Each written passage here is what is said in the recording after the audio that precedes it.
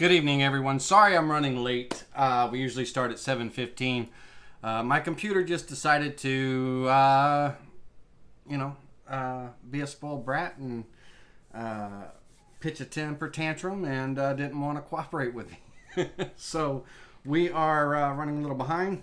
I hate that. It kind of makes it makes me feel like I got to pace and speed up to catch up kind of thing when I don't.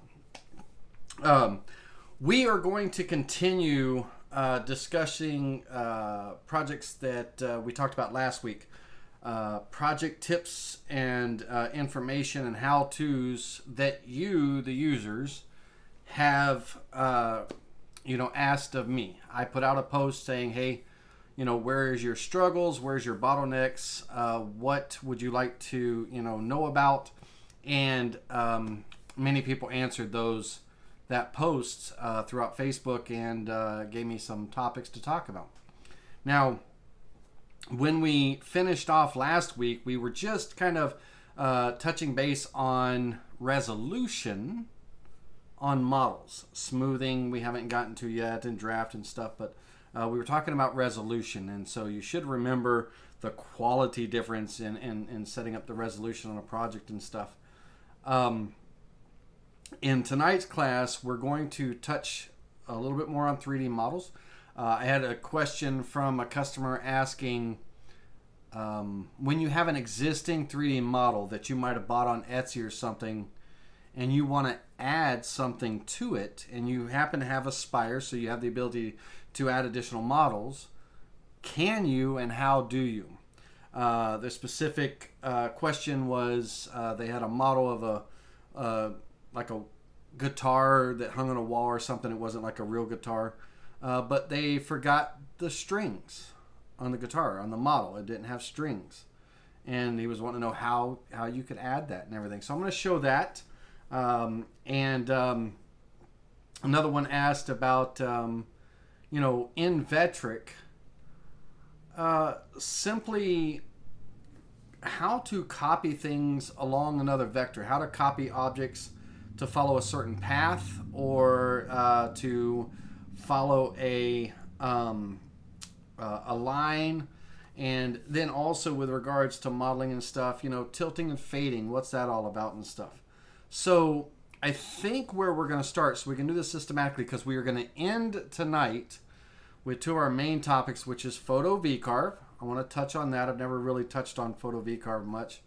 And then VCarve Inlay. I really want you guys and girls to understand and be able to master VCarve Inlays and just know what it is that you're doing when you're looking at start depth and flat depth and Z0 and clearance and all of that stuff. That's where I want to end up. So welcome everyone. Thank you for hanging out while I was late. Let's switch over to our computer screen and get this party started. So I believe I am on camera 2. Let's see here.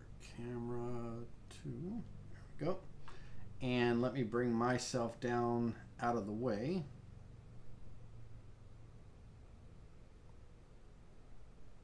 All right. I hope everyone's doing well. Let me know how you're doing in the chat and everything. I didn't get a chance to really chit-chat with you all.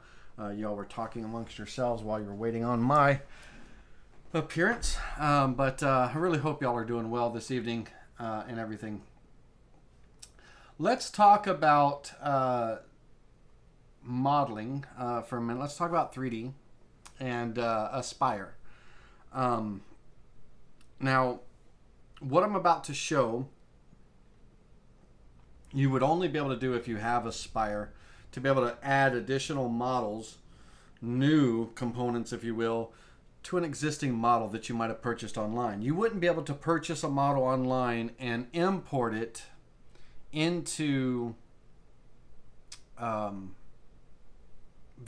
Pro or desktop and be able to add, a model to it and everything, as far as creating your own model from scratch. Now, don't misunderstand me.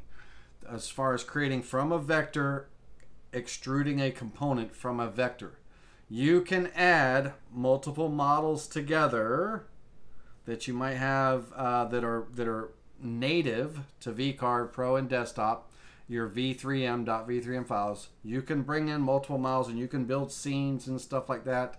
But this particular topic is, how can I build a new component, put strings on a guitar, if you will, and that would require the Aspire feature. Now, what I'm going to do is I'm going to come in here and let's go into the 3D view so you can see what I'm working with. And this is a very rough acoustic guitar on this question. Let's say that I went on Etsy and I purchased this STL file, and I imported that STL model into the, and we'll later on we'll actually show you the process of importing a new model and stuff. This one happens to be, it's not exported out to be imported in. I created it in Aspire from scratch. But we have this guitar here and there's no strings on it, right? And this is what this gentleman had asked about. He's like, man, I got this cool model of these guitars, but there's no strings on them. How would I add that? The way that that you would add this, it's kind of weird in a way, because if you look at this model, let me zoom in close. We have this fretboard and these frets are sticking up, right? We have the sound hole that's going down. We have the bridge that's raised up. Now, in real life, I'm stringing a guitar and that string is stretching across, hovering over all of these items, right? It's not, touching them at all. Well, in the modeling world, we have foundation. We have the base meat, if you will, that we can't make an object hover. It's going to have base meat. So we don't want it to look too weird or be too skinny and too fragile where it would break. If I go to add, if you remember, if you were with me when we were building the badge a couple of classes back, right? Vector to model in Aspire. We talked about add mode and merge and subtract and all that. If I'm adding a new model to an existing one, this model is not going to retain its rigidity. It's going to take on the shape of what's underneath. And if I go to just add strings on this, they're going to follow all of those frets.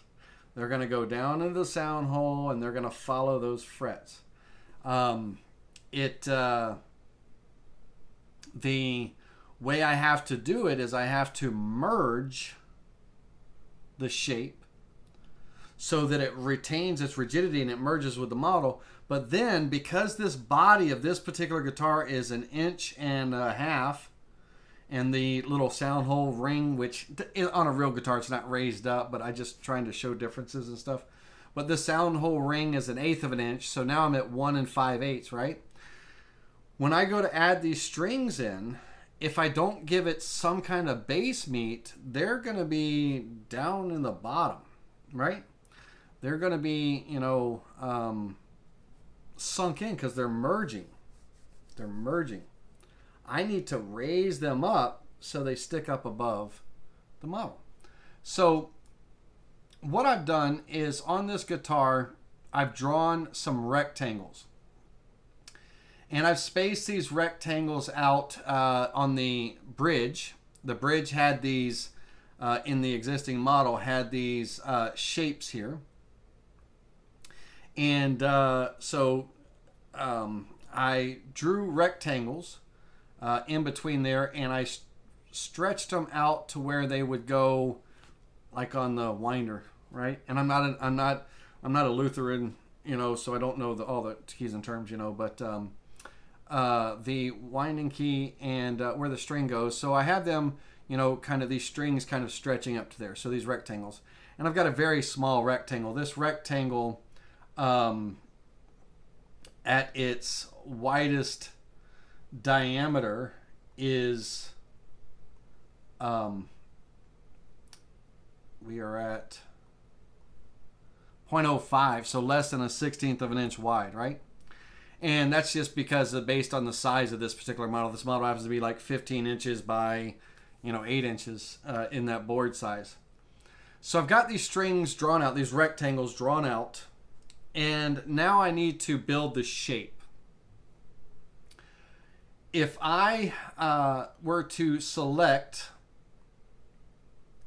these rectangles, and I'm going to tell you something, guys, just something off note here.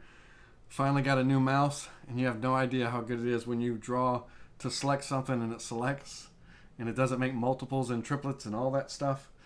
It's been the greatest day of my life. Okay. And I owe it all to you, super chatters. Thank you. But I've got these selected, and if I go into the modeling tab, I'm going to be creating a shape with this model.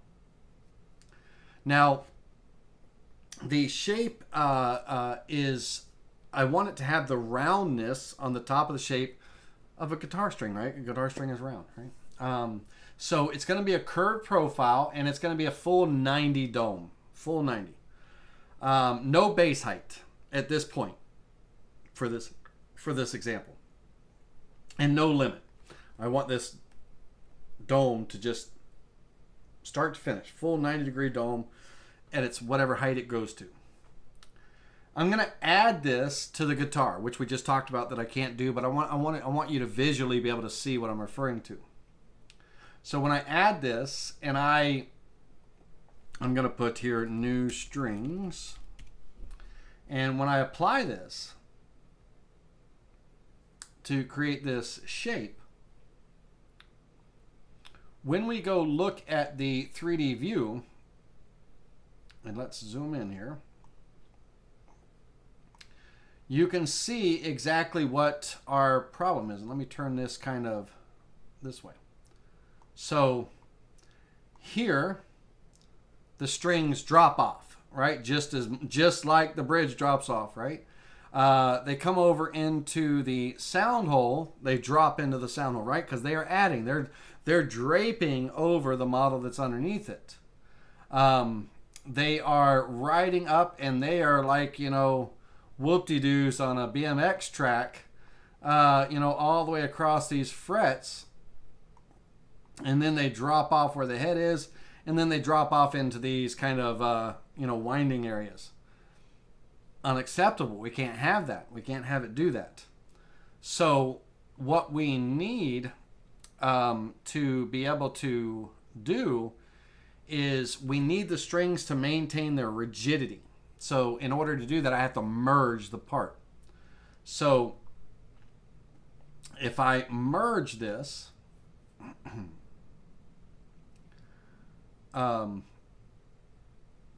string and everything, they're gone now, right? Because at their most height right now, they're probably about the shape on that 1/16 of an inch. It's probably about 20 thousandths of an inch tall right now.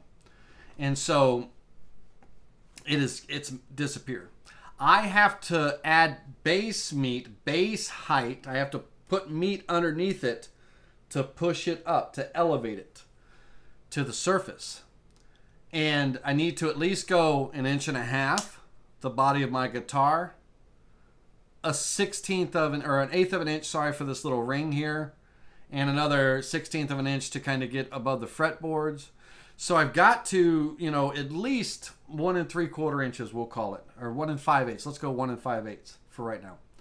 So on this base height, I will go 1.625, and I'll click apply, and that's going to add this base meat underneath these string areas. Okay. Now, understand this. Remember, we talked about bridges and stuff like that. The strings are now bridging across, but that base meat, especially in the sound hole, where the sound hole goes down and everything, you have this additional meat here because It's the foundation, right? It's what's holding those strings up. Without that foundation, they would just sink back down in the hole, right? So that's that meat. You're going to have to deal with that in the model. Now, when we look at this, I have given myself just enough height with this 1.625 to not be very high above my bridge, right? Almost kind of somewhat realistic. I'm going to be hovering across, at this height, but again, oops, I'm sorry, got to get used to the new mouse. Again, I've got that meat underneath, that pushed it up. So that's going to be part of the model. I can't get around that. And all the way to these areas here. Okay. Now, I could get fancy if I drew more vectors and all, and I could make it look like a winding, like it's actually winding in here and all that stuff. We're not doing any of that. I just want strings on this guitar. When I hang it on the wall, I want it to look like it has strings, right? That's what this guy's, saying. So, if you're watching, his name was Patrick Davis. Was it Patrick Davis? No, Patrick Davis was asking about something else. It was, hold on a minute. It wasn't Patrick Davis. I want to name you right. Rhinus? We'll just call you Rhinus. R-I-N-U-S, Rhinus. Hopefully this helps, right? Because you do have a spire, as you stated to me with your question and everything. But even though we are technically adding this model, the new strings, to the existing model, we are not in an add mode. We can't be, because again, it'll just take on the shapes of, whatever it's laying across. So we need to merge it in, and we need to make sure that we give it foundation so that it raises it up to where it relatively looks good. So on our frets, it's just raised up, just above the frets where, where the roundness starts and everything. So I'm happy with this height. Nothing wrong with it. And the way that was created was I started off by drawing the strings. Draw them out and, get them spaced how you want and everything. Take the rectangles, and I use rectangles because we have to, it can't be a single line. It's got to be a rectangle because we got to build a shape inside of it. Take it to wherever you want, to the headstock and all that stuff, and then build your shape on that and just give it some foundation. Now, something that may occur is this is, if you look at the bottom side of this, notice that there's no meat here, right? It's almost like as if, oops, sorry, let's get back into 3D view. Notice that there's no meat here, right? Well, when we build models, we build from the foundation up. The foundation of this model is the bottom of the guitar. And so when I built the neck and the headstock and everything, this whole area right here, was wood, was meat, right? In order to get that to disappear, so it looks like a thin neck running across the top of this guitar and everything, I had to set this up as a two-sided project. And in side 2 of this project,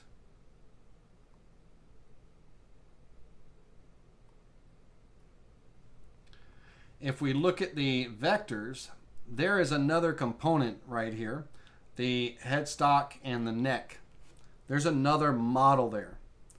But this model is subtracting.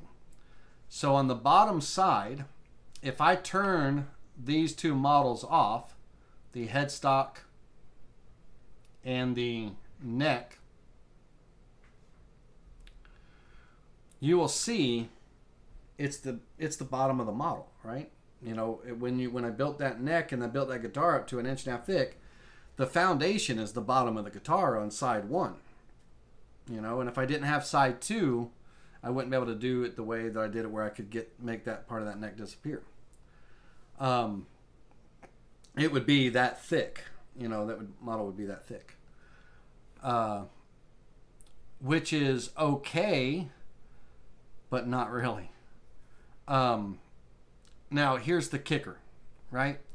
I'm doing this for visual purposes only, because when we actually carve it, when we carve side 1 and we carve that profile, that guitar, it's going to have all that meat underneath until the whole body gets flipped over and that meat gets milled away, right? You know, we mill away all that, pocket away all that meat on the back of that neck and head of this. This is not a real guitar, by the way, ladies and gentlemen. This is just like a little wall art piece. But that neck has to get pocketed away. And the back of the headstock has to get pocketed away. And when we flip this over to carve and everything, to give it the illusion that, you know, it's this guitar with this thin, you know, 3/4 inch neck or whatever it is, right? Now, that model, there's actually a model here. There's actually a model here. You can't see it. But when we have that meat and we take a vector and we subtract, we build a component, but we're subtracting from what's there, the model underneath it, the foundation, right? We subtract from it.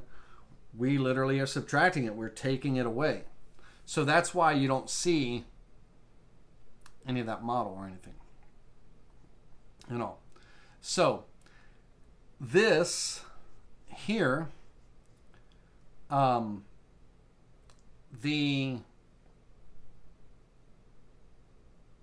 reason why you don't see the strings, like when they were merging in, you know, when they were merging before I gave them the base meat and raised them up, the reason why you don't see the strings kind of, you know, shooting through the body here, you know, to the headstock and just kind of floating in mid-space on the back side when it was merged with no base height, right, is because there is 2 components here that are subtracting away, right? So it merged into them and it made that part of the strings invisible as well. So that's why you don't see strings here or anything like that.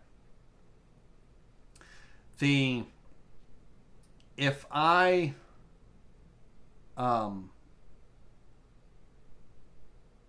flip back to side 1 and I change this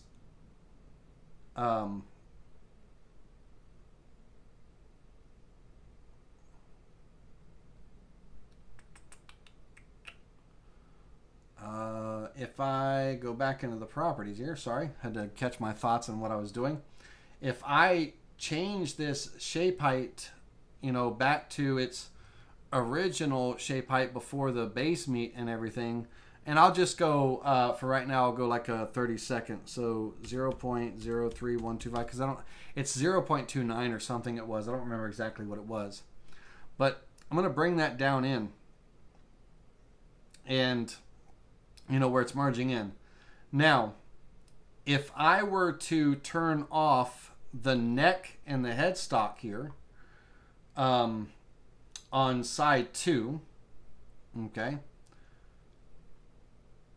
on side 2, if I turn off the neck and the headstock, that's what's pushing down, making it invisible. That's the subtract. If I took that and turned that off, and on side 1, I came in and got rid of the neck and the headstock. Let me get to it.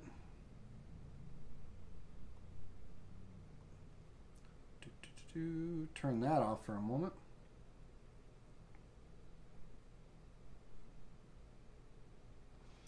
You would see the strings.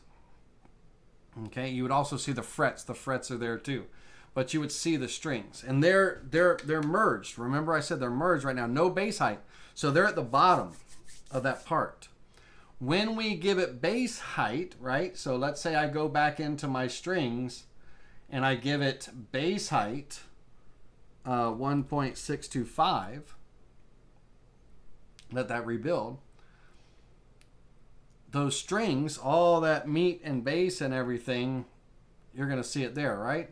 It's going to be hollow, right? But the reason why we, don't see that is because when I actually have the neck on this side, I have a model here, and that, let me see if I turn the neck on, it would help.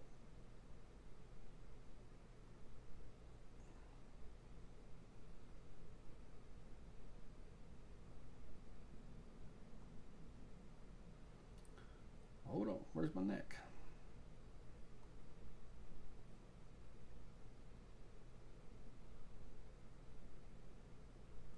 That's my keys. Hold on, as I gotta find my neck. I shouldn't. This is why you name your components, ladies and gentlemen. This is why you name your component. Where's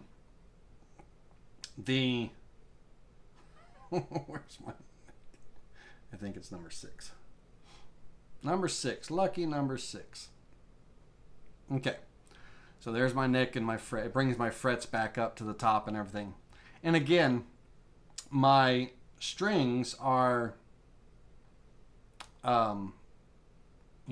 inside of there.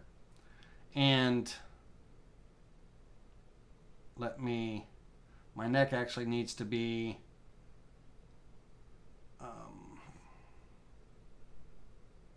no, that's good. My neck's good. My shape here needs to be 1.75.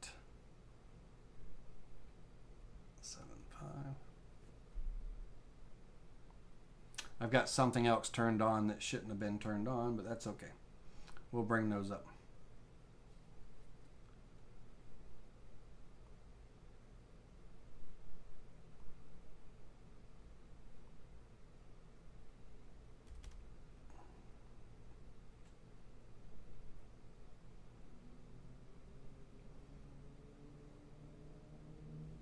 All right, that was too big. Too much base. That's too much base. You don't want that.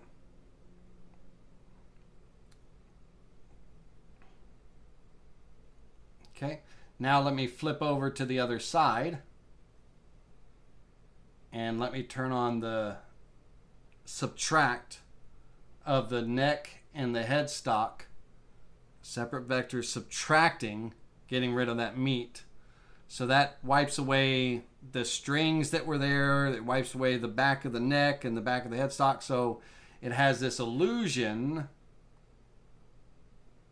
of it being just a small guitar. So, Rhinus, hopefully that helps. Hopefully you'll be able to take your existing model and import it into Vectric, and we'll show importing a model here in a little bit, and then be able to add models. And for anyone else, just know that any model that you bring in, if you have a spire, you can add additional models to that. You can create your own models on top and add to it. You can even subtract from it and stuff with the right vectors and stuff and build away what you subtract. In VCarve Pro, you can take an existing model that you've imported or what have you, and you can add other V3M models that are part of the Vectric software. You can add to it and everything. You just can't build it from scratch. Okay? All right. Now, let's close out of this to get rid of that. And let's take, I'm going to hold down the shift key. We talked about this last week. And I'm going to do an extremely high resolution because I'm going to build a model. I'll leave the same size piece of material here. But let's talk about draft. And I'm going to kill 2 birds with 1 stone here, okay? As a matter of fact, I want to change my size. The 2 birds that I'm going to kill in this one demonstration is I'm going to show how to copy vectors along a vector. I'm going to show how to rotate around a certain pivot point. That was the second question. and then we're going to build some model up and do a draft. All right, first thing I'm going to do is I'm going to draw a circle here, and I'll just go 14 and a half, 14.5 in diameter. And I'm going to offset this vector. I'm going to offset it inward, and I want a 1 inch kind of frame, if you will, or border. So I'm going to offset inward 1 inch. Okay. And I'm also going to offset inward a 1/2 inch. 1/2 inch. To create kind of a center line, if you will. Now, on this model that I'm going to, or this design I'm going to build that it's going to end up turning into a model, I'm going to, I want kind of either rivets or divots. Don't know which one yet. Either want them to be, protruding or, concave. But I want, rivets kind of around this border. So I'm going to take a circle, and I'm going to go with a 3/8 inch diameter circle here. Okay. Let's go a little bit bigger. Let's go a 1/2 inch diameter circle. 0.5. There we go. And there's one of two ways that I can approach this. Okay. So step number 1, I want this circle to wrap around and follow this vector, or this path, if you will, with a certain number of circles, right? I can come in and use the copy along vector tool. And we actually don't need this on the vector when we do it. It can be here. The copy along vector tools, we can copy, objects, and we can have a specific distance between the objects or a specific number. Okay.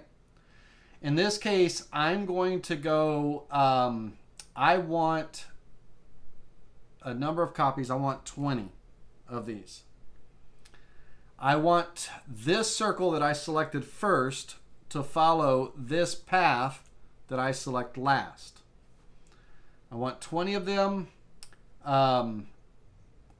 The copy object I'll use, the object that I've actually selected. Even though it is a circle, I could, just create the circle there and just have it copy. That's just a built-in thing, but I want to copy the object that I selected first. So that'll be there. And I want to click copy, and it'll create those 20 circles, right? On that path. Okay, that's method number 1 to get those 20 circles to follow that path. Okay. Method number 2. I take my circle and I place it right up here in the center. And I use the circular copy tool. And in the circular copy tool, my rotation is going to be the center of my board. So I'm going to click on the little dot right here in the middle. And by the way, ladies and gentlemen, if you are having a hard time seeing my screen, if it's blurry to you and you're previewing on and you have good internet and stuff, there's a little gear icon at the bottom of your window, at the bottom of the YouTube window of the video. Click on that gear, and on the quality, it'll probably default to like 720 or 460 or something like that. Change it. You can go 720 or 1080 if your internet can, handle it, and that will make everything crystal clear. Okay. Cool beans. All right. Hey, Big Daddy Fish. Thanks. Get on them, Big Daddy. All right. Thanks, Kevin. Okay.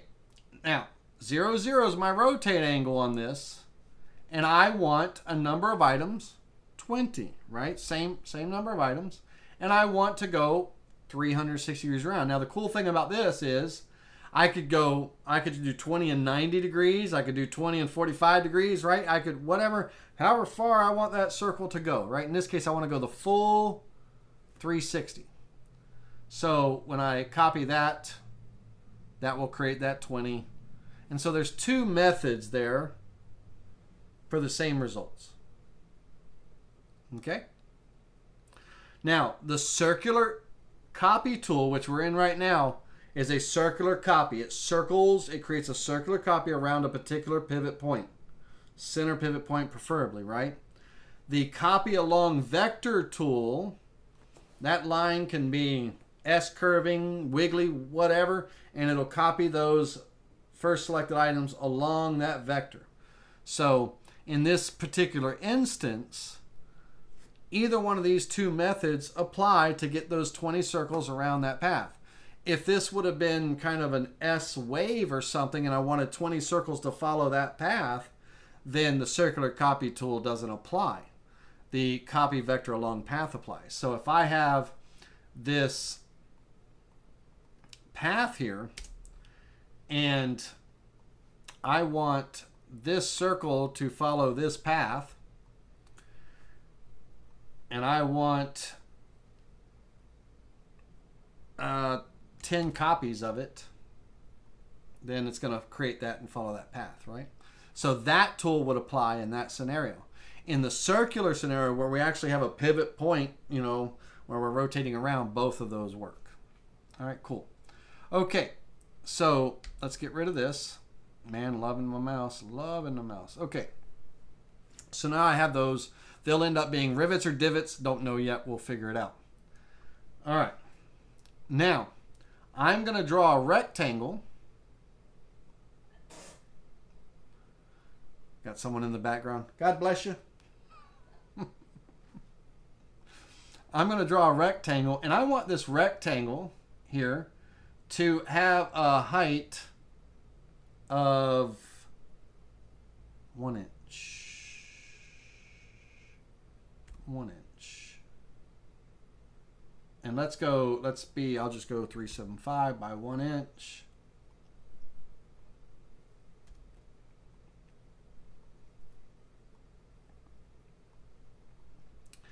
And now on this, my circular array copy tool is going to be my best friend for doing what I want to do, because on this particular one, I only want 4 copies to go 360 degrees around. So it won't be copied along a vector. There's no vector path there. It's a circular copy here. And so in this case, I'm going to take this rectangle 4 times around to create that copy. Okay. Now, I'm going to hold down my control key and I'm going to drag this just a little bit shorter here. And I almost nailed it, but I didn't quite nail it. Let's go 375 by 0.75. I was close. And on this one, let's say I'm making a clock, right? As you can probably tell, right? Or something. Or I'm making a submarine portal window. I don't know. One of the two. But in this method here, coming around, let's say that this is the second hands, right? And I need 60 of these bad boys. We're going to come around and we're going to go around our center, our pivot point, 60 times around. And we're going to create those.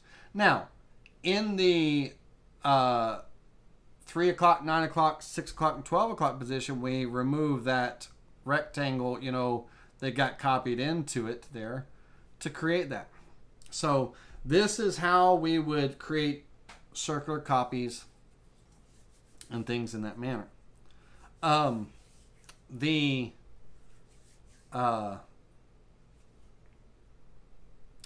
The method for I got his name this time, Patrick Davis, if you're in watching tonight, Patrick, the copying along vectors, depending on what the path is, if there is a pivot point and it is pretty much a circular path, you could use the circular copy tool. But most likely the copy vectors along a path are going to be the best, choice, depending on what the path is. Cribbage boards are a great. You got these 1/8 inch holes, you've got these tracks that you're following, and you're creating cribbage boards and all. So if you're not using the predetermined, on cribbage boards and stuff, and you want your own custom, you need these, 122 holes you design, right? And that is the copy along vector tool. And that's how you do that. All right, now let's build this into a model. It's just a naked face. There's no numbers or anything on there. Let's give it some numbers really quickly. I'm going to go 12. And let's go with a height of 1 inch. 6.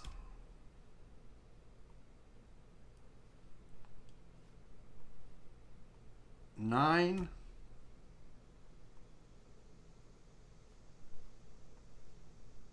3.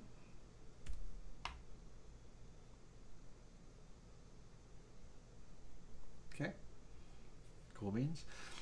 Now, if I want my numbers to be a certain distance from each of these pegs, be evenly, I would draw a simple line, depending on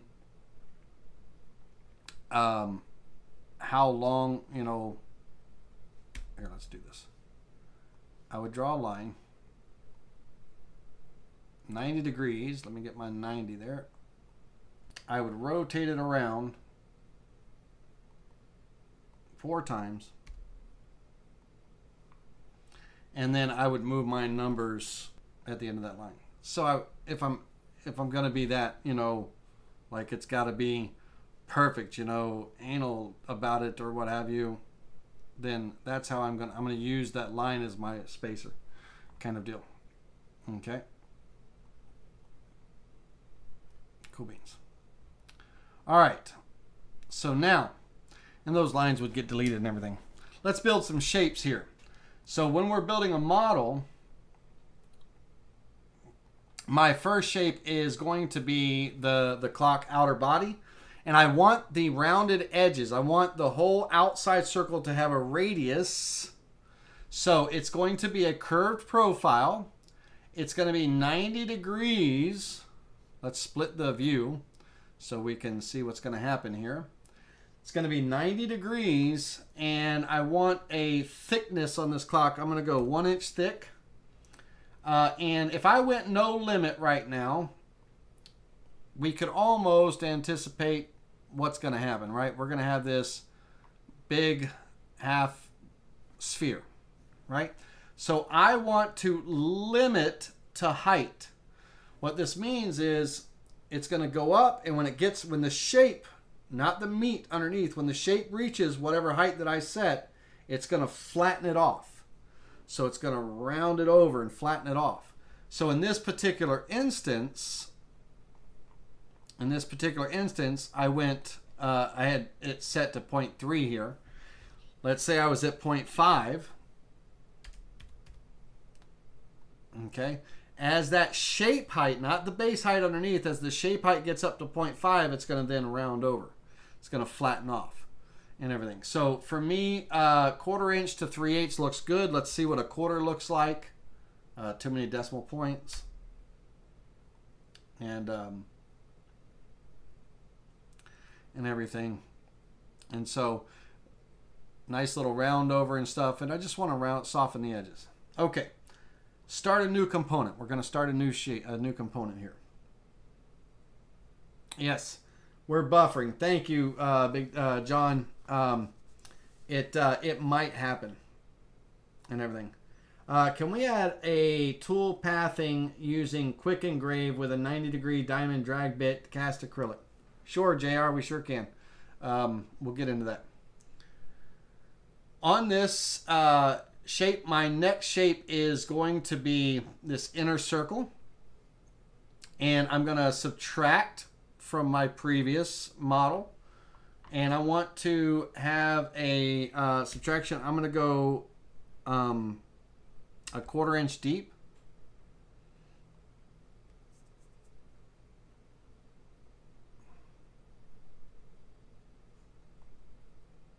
Okay.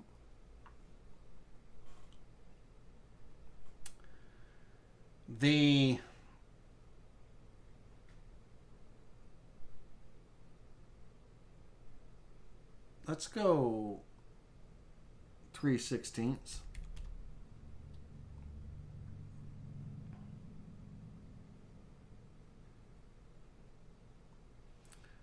All right.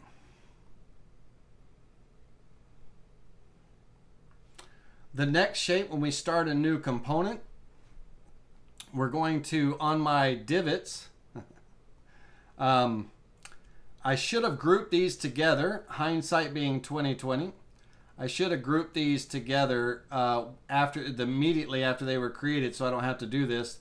The same thing with my 60 hands. After the shapes were created, when they revolved around, they were all pink and selected. At that point, I should have hit the letter G on the keyboard to group them together, so I didn't have to do what I'm doing now. So I'm going to hit G to group, or the group button is here. Okay. Now, as I said on this one, I either want it to be a divot or a rivet, right? So as a divot, I'm going to go, I'll go 75 degrees and no base height, no limit, subtract, and apply.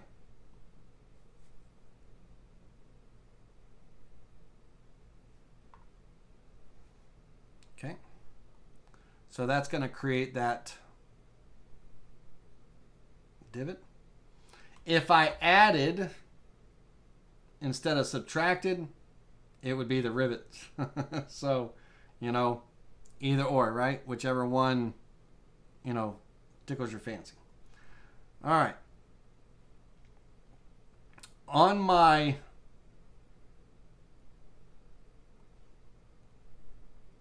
shapes here,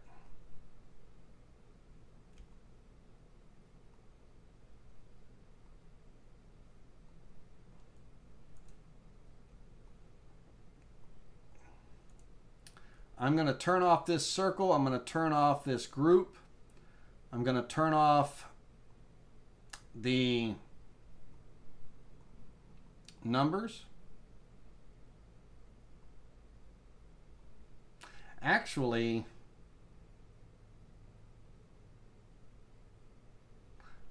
I'm not going to turn off the numbers.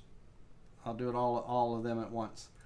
No, I'll do them separate. Sorry, guys. Let's 12, 9, 6. Get rid of the line. It will not create a shape on an open vector, so make sure your open vectors, if any, are not selected. Okay, so this shape is going to be a rectangular flat shape. I'll add the draft to it in a little bit. And I'm just going to go up 1/8 of an inch. This will be added to that pocket that's below it to create that. And then the numbers. And then we'll start adding the draft and the smoothing. The numbers are going to be a flat shape as well. And we'll have them stand just a little proud, so I'll go 0.15. Little proud of the minute and second hands and stuff. Oh, hold on, I missed the 12.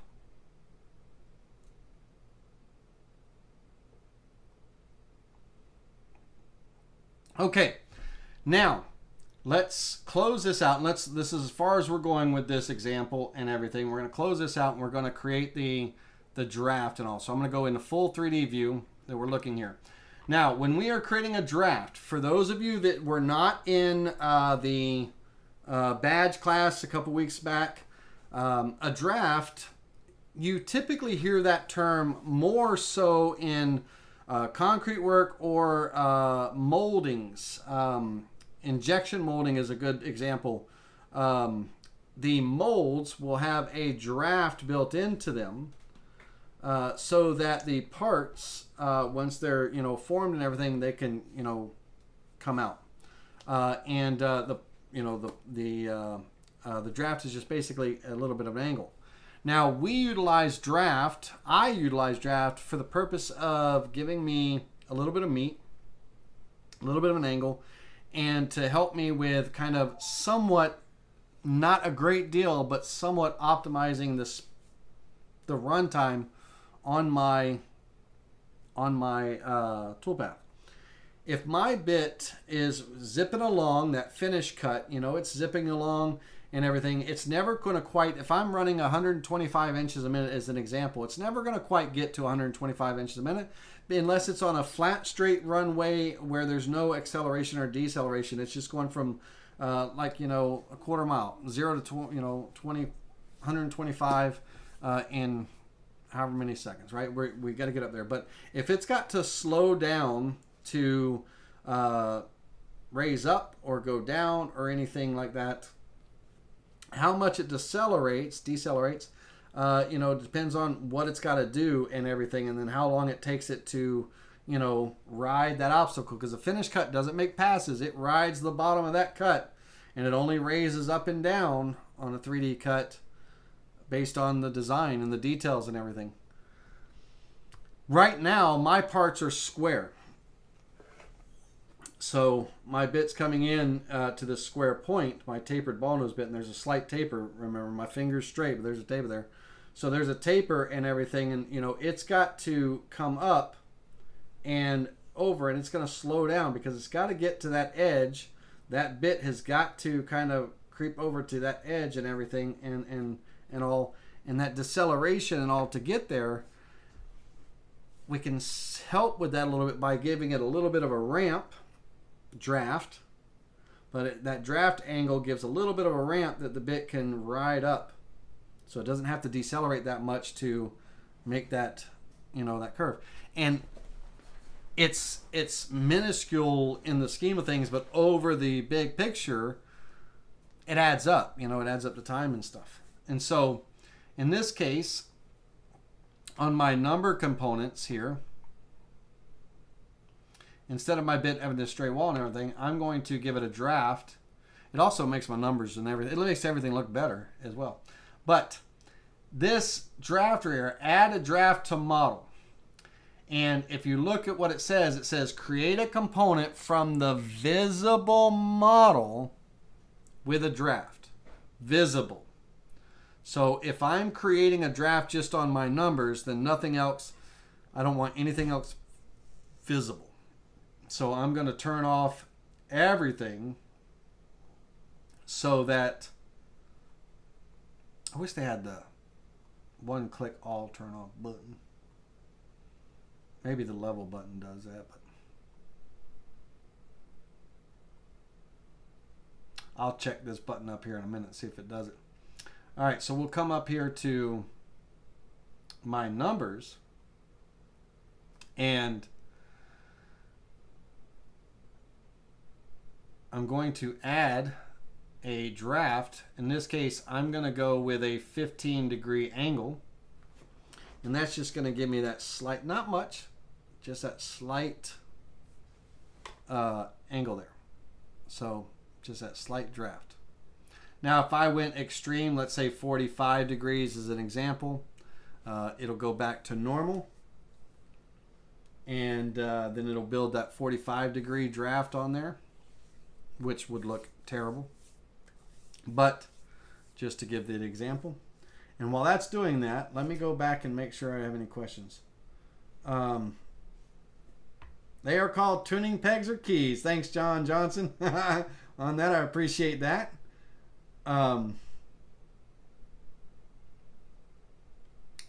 JR, we will get to that. We'll talk about a diamond toolpath. Cool, thanks, Sylvie. All right, so 45 ugly, right? It just blends too much and everything, right? So I just want a simple little draft. So we're gonna go 15 degrees, and I'm gonna go 15 degrees. That'll be my constant on all of the parts and everything and all. So we'll build that up, and then we'll close that. Now, I have now two visible components here. One is the model with 15% draft, and the other is component 5, which was my original numbers. The model with draft, it recreated the model of those numbers as one component now, not individual ones or anything. It's one component baked together, if you will, with that draft. So I don't need my original any longer, but my thought process, I turn it off, I don't delete it. In case I need to go back and make a change. Maybe I want a 22.5 degree draft, after I get it all done and everything. And if I deleted that original, then I got to start kind of all over, right? So turn off your originals, don't delete them. Would be my recommendation, but however you want to do. So that's that. So now the next component that I want visible, I'm going to turn off the numbers and turn on the minute hands and everything. And I'm going to add a draft to them. Same 15 degree draft.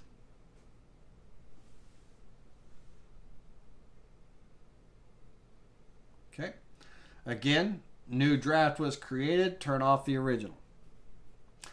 Now, by default, the parts are created as a merge. So what's going to happen when I turn on my base and I turn on my pocket, my minute hands and my numbers are gone. They're merged down inside there. I got to make sure that I remember to change that combine mode to add. I need them sitting on top of that flat area there.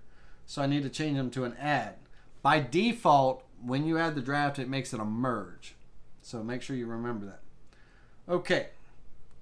So now I have this draft. Now, doing a draft and doing smoothing is two different things. I don't want to add a draft to the inside of my clock here. I don't want a draft added to the inside of my clock. I might. Let's take a look. And in order to do this, it's going to require me to bake my pocket and my part together in order to add a draft on there. So I want to keep my originals intact, so I'm going to start a second level. Insert level 2. I'm going to take my two parts here. I'm going to hold down the control key, and I'm going to drag a copy of them up into level 2. The control key makes the copy. I'm going to turn off the originals because those two are going to have to get baked together in order for me to put a draft on.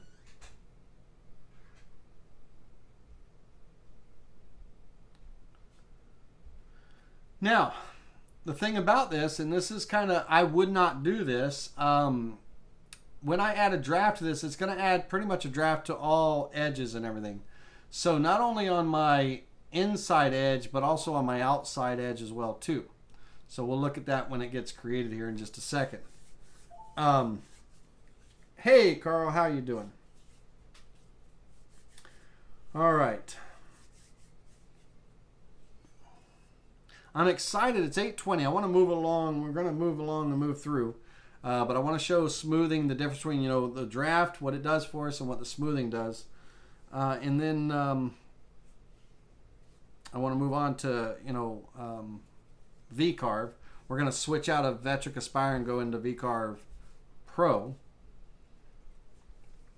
And I want to talk Photo VCarve and VCarve Inlay.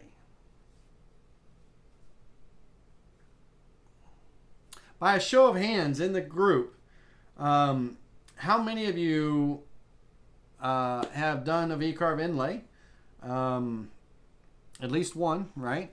And then if it is like, you know, part of your wheelhouse, I'm always doing inlays and everything. Make a note of that for me in the chat. I'd like to know where we all stand and everything. Have you? So the question is have you done a VCarve inlay? And is it something that you do on a regular basis, like all your cutting boards are inlaid and that kind of thing? And not necessarily just VCarve inlays, that too, but also regular inlays as well in the software.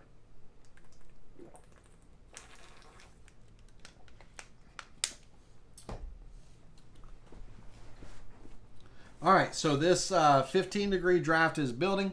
It's taking a little bit of time because, again, it's doing kind of both sides of this circle, and I really don't want that. What I really want is I just want to soften this edge right here, and I'm going to show you two ways on that. Soften that edge. One using smoothing, one using a model, and then you decide from there, right, how you would go about it. All right, so we're wrapping up 98, 99, 100, updating the model. All right, so not only did it add that little draft, and it's so small, you can't really, it's 15 degrees, there's not a lot to it, but it also added the draft here. Okay, so it brought the part out at an angle here as well as in here on both sides. And not opposed to it or anything, but it's not what I want. It's not what I wanted in this case. I don't want to draft on the outside because I don't want to have to model carve that with my bit where it's got to go all the way over the edge and everything. I want to do just a simple profile cut, you know, to cut out that circle and everything on that clock. I don't want it to be profile. If it was a fancy, you know, clock or something where I want that angle and yeah, and it's, you know, it's critical and all, then yes, I'm going to do that. But in this case, I just want a basic clock. So I'm going to turn this off, the model component there. Okay, to bring that back to its straight wall. And I am going to turn off level 2. We don't need it right now.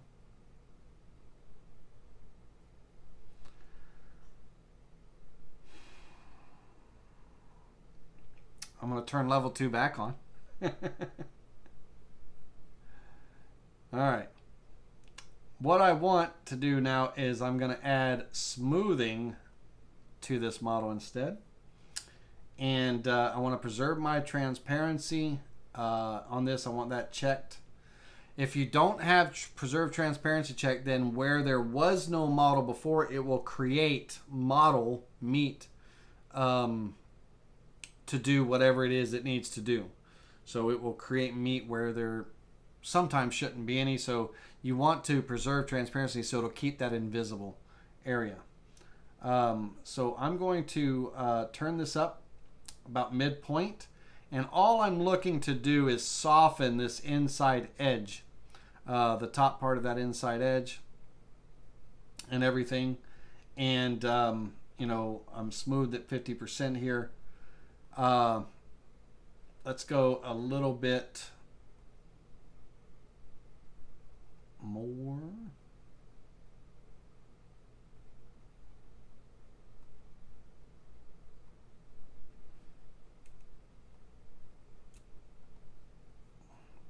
I'm going to go 75%.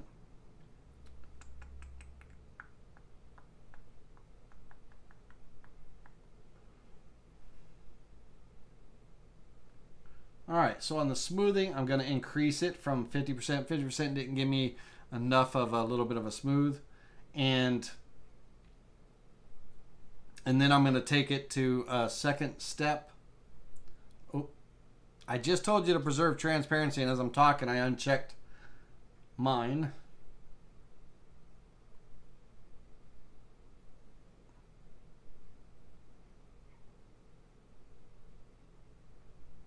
Let it regenerate the model.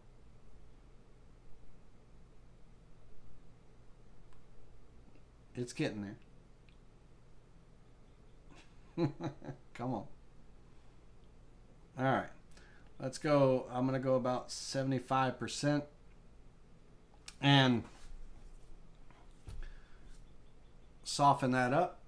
You should be able to see that break now, just slightly softened it up. That's what I want. And everything on this, just a nice smooth. Now, when it comes to smoothing or sculpting in a sense and everything, besides the default smoothing tool, I do have sculpting tools. This will allow me to do other things with it and all, including some additional smoothing if I really want to smooth it over and all. So you have sculpting, smudging, like you're smearing. You're literally smearing that clay. You're sculpting clay here. Add, subtract, undo, and then twiddle your view. But we're going to smooth, and depending on the strength and everything, let me twiddle my view to get into a better view for us. We'll come here.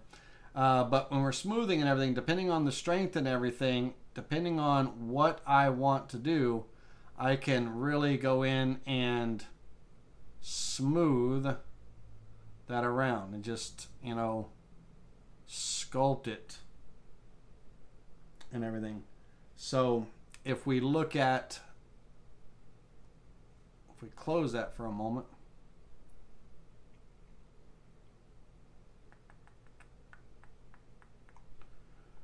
and let's come into here, you should be able to see the difference between here and here, right? Where it's smooth and where it's not, and everything. So the thing you got to be mindful of, though, is you don't need to do it too much. Now I'm going to undo that sculpting and everything. I want to get into sculpting. We'll do that on another class when we get really deep involved and everything. We'll actually sculpt, you know, some kind of feature or something. But if I didn't want to add smoothing to break and soften the edges of the model here, again, always click OK when you're done. Don't just close the tool or it doesn't save it. But I'm going to come over here about 75%. That's more like 78%, but it doesn't give you a number.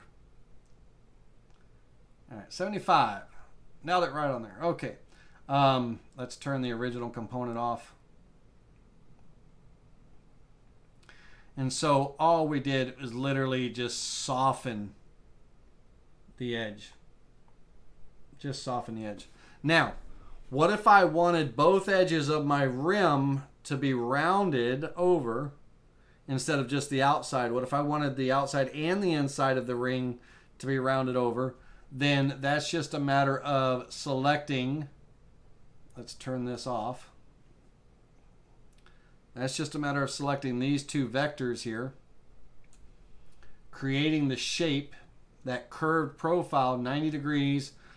We'll have a base height of 1 inch again, and we will limit to a height of that 1/4 of an inch. And what that will do is on both sides,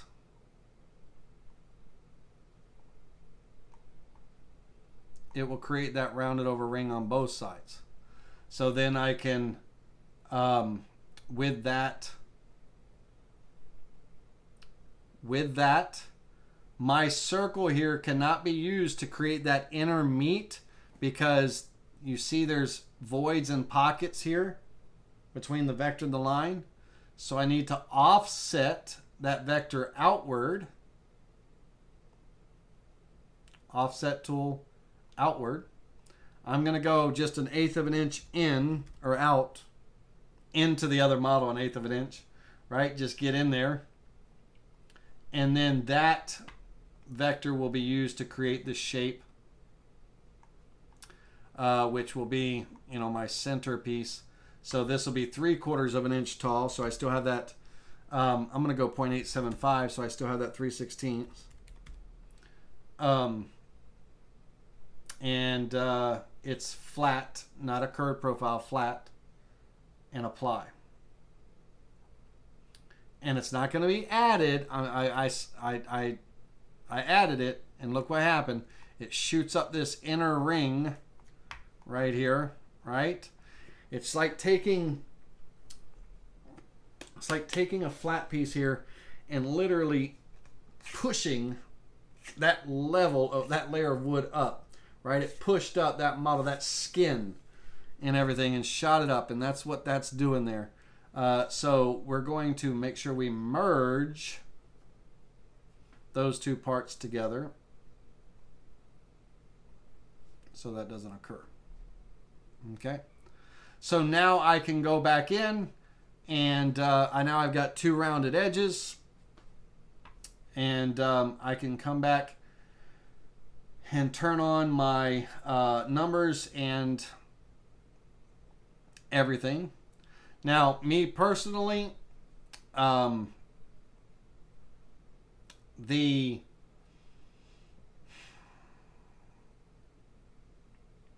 foundation should be at the bottom. Numbers and everything should be at top. So I'm actually going to switch things around. I'm going to drag these two down to the bottom here where they belong.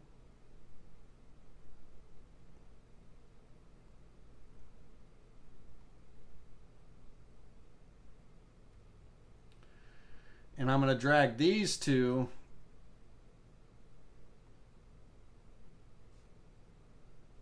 I might not even have to drag them.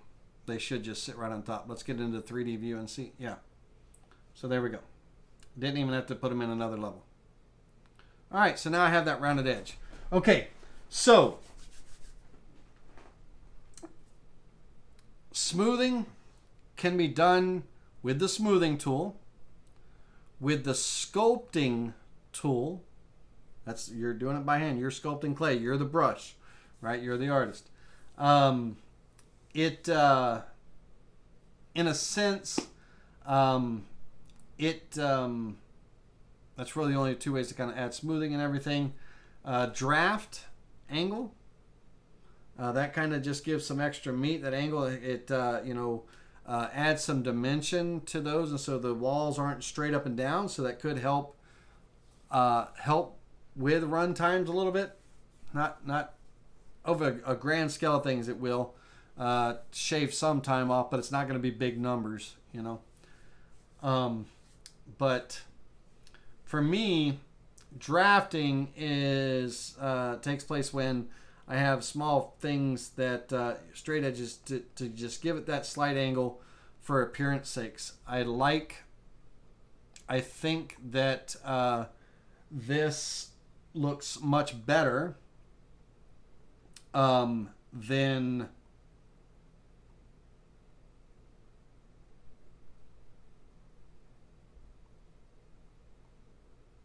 this.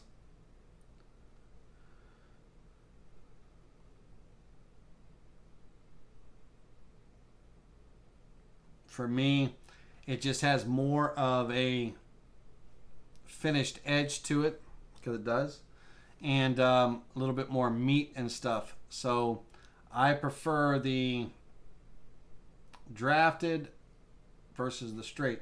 And on an existing model, when I import in and everything, if the creator did, created, if the model's just straight meat and everything and all, then unfortunately it's all baked together. It's one model I've imported in. I'm going to add a draft to everything, all the edges and stuff, just to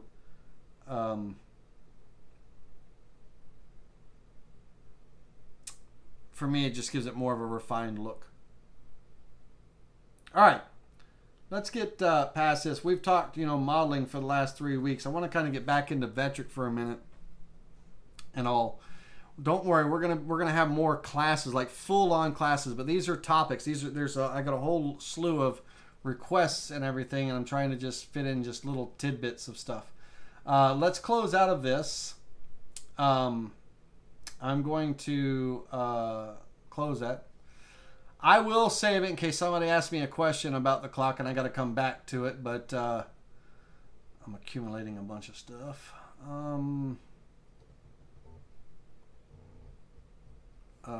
Clock sample draft.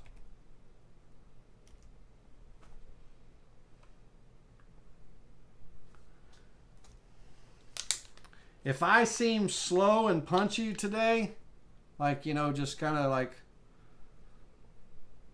blasé, I don't know if that's a word. I don't even know if that's the right word. But I'm mentally exhausted today. I thought I had a great day where I had all the class stuff ready to go, and everything, and then somehow or another, between the customer service calls and all that stuff, somehow or another the time slipped away, and it was like 6:45, and I still wasn't, I still didn't have all my little notes and classes prepared and all that stuff. I was like, man. All right. Let's get into Vectric. We're going to use VCarve Pro. What I'm doing here can be done in Desktop Pro and Aspire.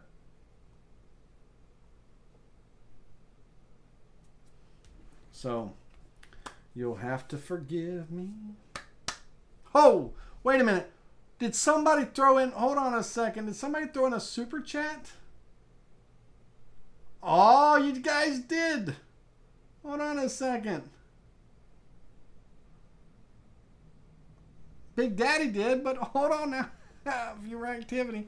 Let me, Rar just me, man. 11 euros. Thank you, bro. I appreciate that. And I said, bro, I don't know.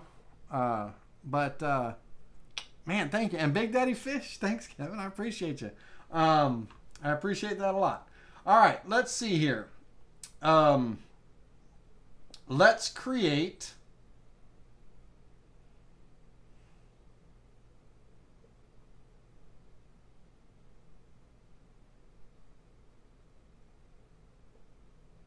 a brand new file. We're going to do photo V-carving. And we're going to talk about all the different ways that we can do photo V-carving and everything. Let's talk about first of all, what photo V-carving is. So we're taking a picture, a portrait, image, artwork, whatever the case may be, a graphic.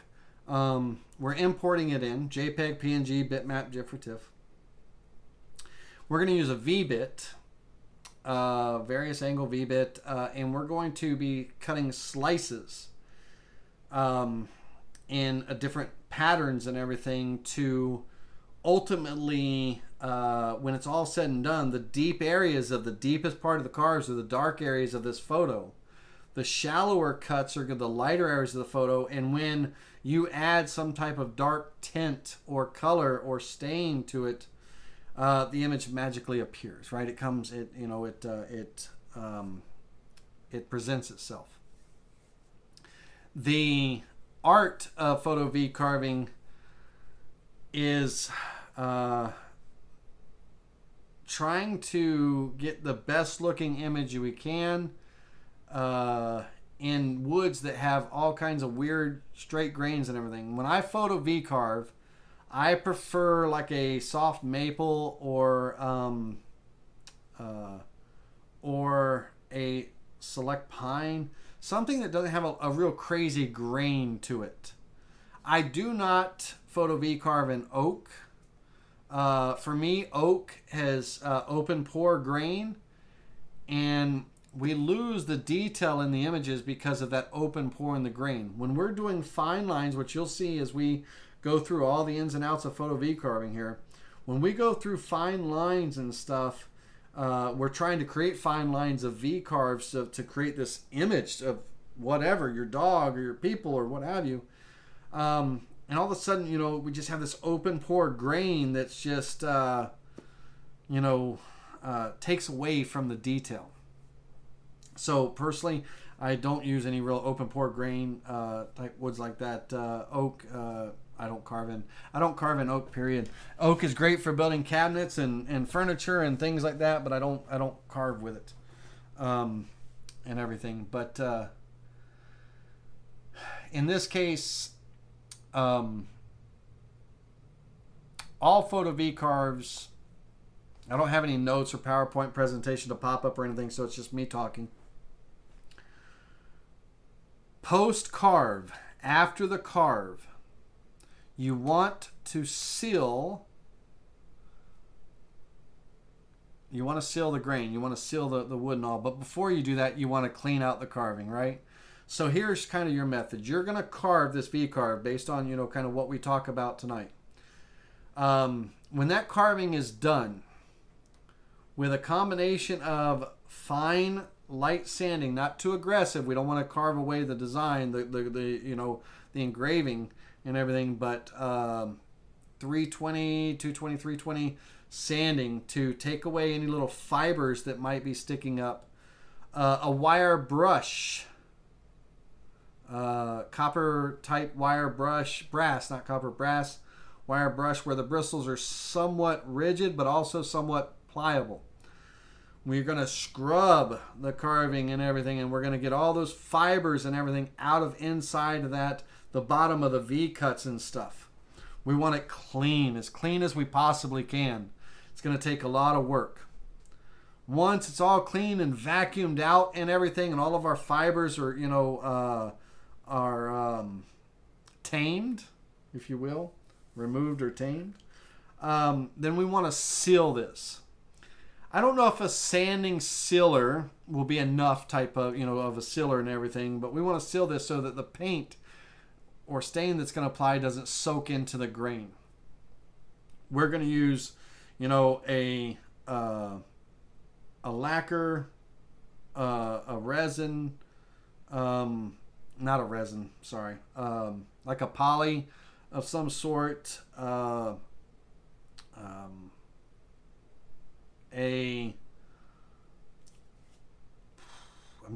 why am I drawing a blank on different types of sealers? I don't know if a sanding sealer is going to do it. Shellac, that should seal the grain. Thank you, David Lowe. I appreciate you, man. Thanks for the super chat. I don't know if shellac probably will do it, but I'm more like a lacquer or like a poly. I want a light, thin coat just to seal the grain. I don't want paint bleeding in. I don't want stain bleeding in and everything, but I want to seal it. I don't want to fill up the engravings where I can't get any paint or anything in there. I'm just like a light wash that will seal the grain and everything. And then I want to use a dark contrasting color to bring out the image. Okay, so in this case, we're going to go with a standard 8x10 type scenario. So we'll go 8 on the width, 10 on the height. I'm going to go 3/4 of an inch thick. I'm going to touch off on the material surface. And in this case, I'll just start in the center. Doesn't matter. Bottom left corner, center. And I'm going to click OK. Now,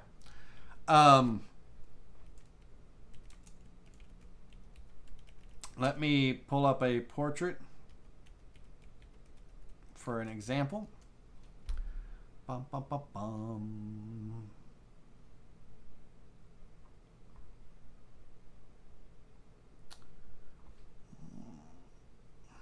How good is that picture? I need a, come on, Morgan. There we go. Save image as Morgan Freeman. All right. And off we go. All right. I'm going to import that image in, and we want a high resolution image. The lower the resolution of the image and everything, the more difficult it's going to be to get a really good results. Sometimes one thing that I hate is when I do a photo VCarve and I have this VCarve up on the mantle, and I've carved it in cherry as an example. No contrast, nothing's really bringing it out. The dark isn't really the dark. I have to paint the face of the board white, and then add some contrasting color to it. The cherry just, kind of brings in, or I have to be 6 to 10 feet away from it, sitting on my mantle to even make out what it's supposed to be. I can't sit there and hold it and look at it and see that image. That's what we want and everything. And in this scenario, we want a high resolution image. If you're doing this for, a loved one, someone you're remembering, a pet, just a beautiful landscape or artwork or something, whatever the scenario is and stuff, you're going to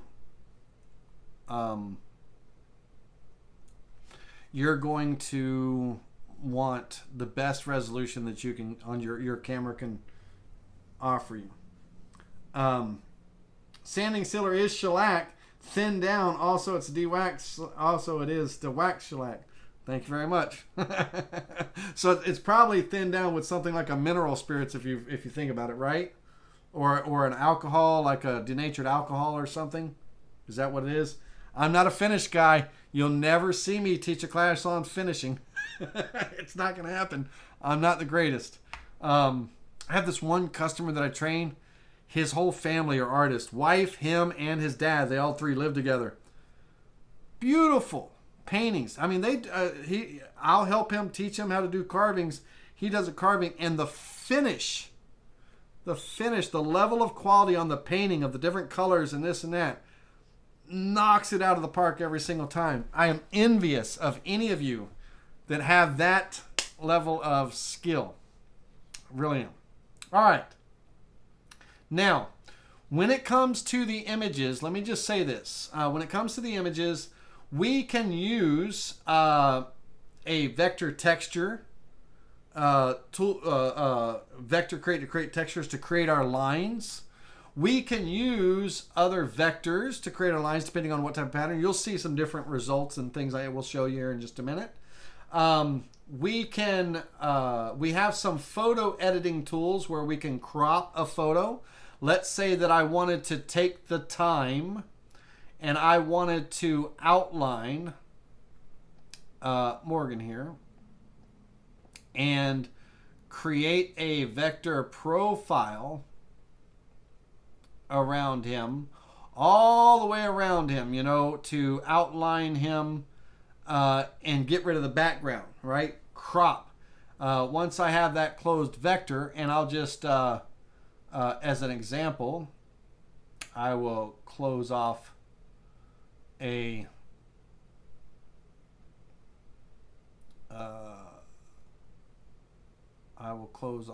let me just continue on here. I'm going to give him just the slightest little bit of haircut.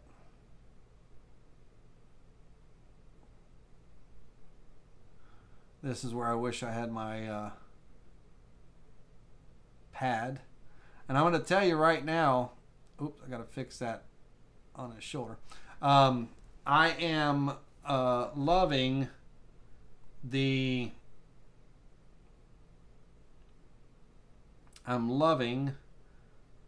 I should you son of a gun. That's all right. I'm loving the freehand draw tool. My stabilize was on, but the smooth was set way too high. Let me see if I can get this again. Bear with me a second. The smooth was set way too high. Like I said, I'm giving them just a little bit of a trim.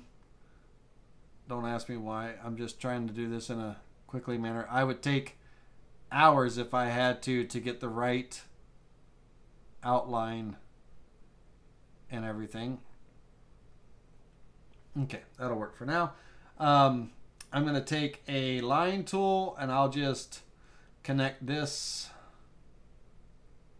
here, here, and down to there. And then I want to take a node editing. I want to select this node. I want to align to this node. I want to select this one up here, and I'm going to hit the letter X. X moves that node left to right. Y moves the node up and down. Hit the letter X to pull that into alignment there. And then I'm going to take and select both of these nodes and use my down arrow key to bring them in. And the if I wanted to crop this image, if you will, you have to select your subject. So I drew the box the wrong way. Thank God I didn't connect it yet. Let me draw this line. It's got to go this way. We got to surround our subject. He's got to be inside the vectors. All right. Let's take this and this and this. Go to our join tool and join them into one open vector because there's a gap right there that I will just join and close with a smooth curve. All right, so on that closed vector with it selected, I can click on the crop tool. Got to select the picture too. I can click on the crop tool to crop away that background. Right? If that was my intent, right? So I might have a bride and groom or something, and I might have a plaque, a wedding plaque. And I want to carve their name, their wedding date, maybe do a 3D model carve of some hearts and rings or something. But over on the side, where all this carving was happening and all this stuff, I want to do a photo VCarve of a bride and groom. I don't want a square, from the picture and everything. I want to kind of trace and crop them out, get rid of all that background and everything, and I want to create the photo VCarve so they're kind of incorporated into this design instead of just some kind of square, photo just stamped to it, right, type of thing. So you may have to trim, do some trimming. So you have your photo tools over here. If you need to do any adjusting of the photo or anything, go for it. Now, I'm actually going to undo, because his photo was perfect, the black and everything just the way it was. And I'm going to get rid of that vector. Let's try that again. Get rid of this. Okay. All right. So if I use the photo VCarve tool, it's going to create the vectors based on if I'm doing a raster, straight lines at different angles, whatever angle. A hatch, intersecting lines like X's at whatever angle I set. Or if I can also use selected vectors. Those would be vectors that I were creating. So I could take and let's go 0 angle. Let's go 15 degree angle. Line spacing 0.05. Wave parameter, I don't want a real big crazy wave. Let's go 1/8 of an inch. The wave length, let's go 4 inch, not 4 inches, 0.75, and no noise. And I can create this wave pattern. Okay. And that wave pattern can be my photo VCarve. I can use that pattern. Let me click OK. I could use that pattern. My settings are going to be, we're always going to start at the top of the material. We're not going to bury the bit in on this one. We're going to 0. Start at the top of the material. And we're not going to do start depth of 0.02 or none of that stuff. 0.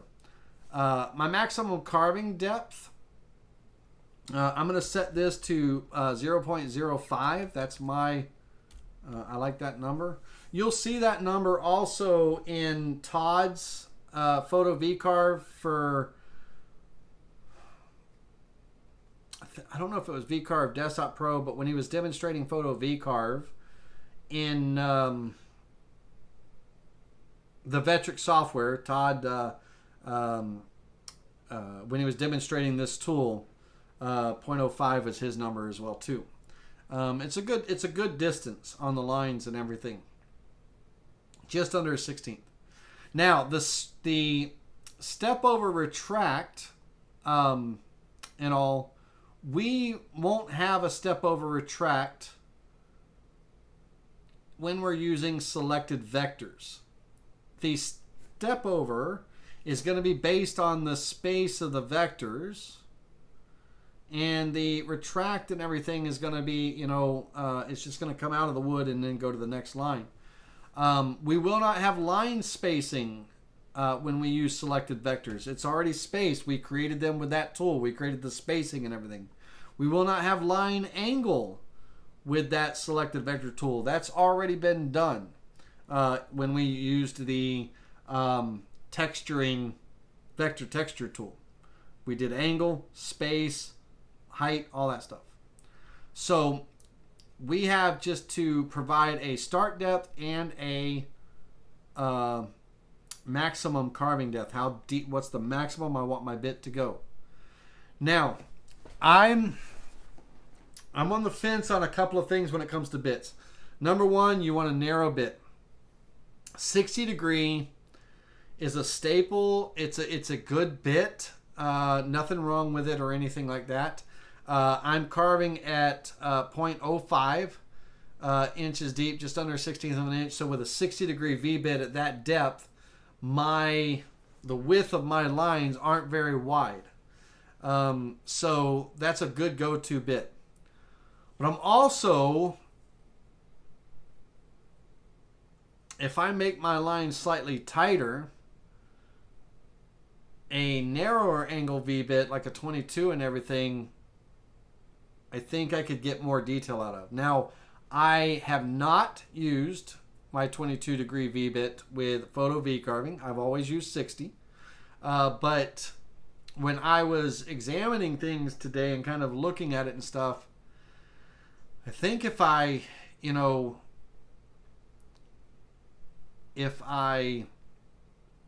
bring the lines a little bit closer together, more dense, so I get more detail, they're not so far spread apart and stuff like that. We don't want them spread apart because then you can't make out who or what it is. If I bring them in just a little bit closer, maybe like a 32nd or something, 0.03, 0.04, something like that, then a 20 degree, 11 degree having a 22 degree V-bit, I think I would get a good cut out of it. Now, with these numbers, I don't normally use selected vectors, so this is kind of for demonstration and everything. But my 0 start depth, my 0.05 flat depth, and my retract distance, I don't want the bit raising up too high to just move to the other line. If I raise too high, that just adds more time to the carving. It's got to go up to this high just to move over a fraction of an inch to go down again. I just want the tip of the bit coming out of the wood. So I want to be safe and everything. I want to have a little bit of a safe height and everything and all that. But a 0.1, 0.08, 0.1 probably would be, a good height and everything. That would be my retract distance. If I go too high, it's going to increase my run time and everything. So for this cut, we're using these selected vectors. Going to be a cool little pattern. We're going to go 0 start depth, maximum cut depth of 0.05, 60 degree V-bit with our selected vectors, and that's all the options we have at this point. Everything else is blanked out. So we're going to calculate the cut. First of all, we got to select the image. Hold down that shift key and select that image. We're going to calculate that. Now, when we do have the ability to use the step over retract and the line density and spacing and angle, when we're just letting the toolpath calculate its vectors based on what parameters I set, you'll see my settings and stuff and what we do from there. But this will be a pretty cool if we preview the selected image. Now, first of all, I want to make sure to be able to get the best preview, in my simulation quality, I want to be at least extremely high or you know, something. I can't be in standard. It'll look like crap and you'll be like, that looks terrible. You need to be up high in your toolpath preview simulation quality to get a good representation. But we'll preview the visible toolpath. And it's going to go in and do its thing. Now again, the shallower depths are going to represent the lighter part of the carvings. The deeper depths, you know, that'll probably max out to my 0.05. Those are going to be the deepest part of the cuts, and those are going to kind of represent all the dark and black areas and all. And Morgan's hair being gray, they'll be the shallowest parts of the cuts, his eyes and everything. His hand, the palm of his hand will be a shallow cut. All the background, with it being a black background and stuff in the image and stuff, that's going to be probably my deeper part of my cuts. But we're going to get, you know, and doing the, you know, the vector texture, you can create all kinds of cool little patterns, and you can do a photo VCarve just to give it some uniqueness. It, you know, this wave and everything. You don't have to use those tools to do the photo VCarve, but they're there. Now, in the preview and everything, we need to add color to the preview to bring out the detail and everything. And we're going to use a, you know, a dark stain or what have you and stuff. Maybe not that dark. There is Mr. Freeman in a photo VCarve, and if we zoom in, it's got that kind of wave pattern. I'm buffering again.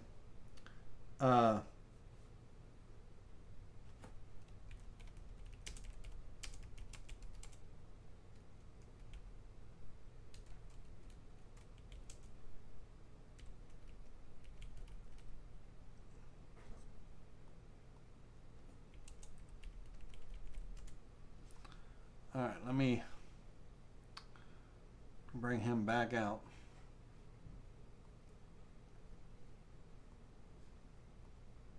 Okay, sorry, we buffered there for a minute. Let me just say something here. Brooks Martin, first donation to Laney's badass computer fund. That's what I need. There you go, Brooks. Thank you very much. I do need that computer because we were buffering quite a bit. Let me ask you this, because I was looking at Morgan. I was enthralled with Morgan here. How much did we buffer? Did you get any of what I said? So let me know. Let me know what all you got, what all you didn't get, because when I turned around and looked at the screen, we were buffering.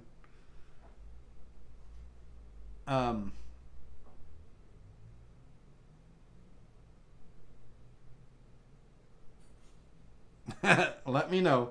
But Brooks Martin, thank you very much. I appreciate that that donation to the Badass Computer Fund. That's funny. Thank you for that. All right. Did you hear? Did I buffer through that whole demonstration?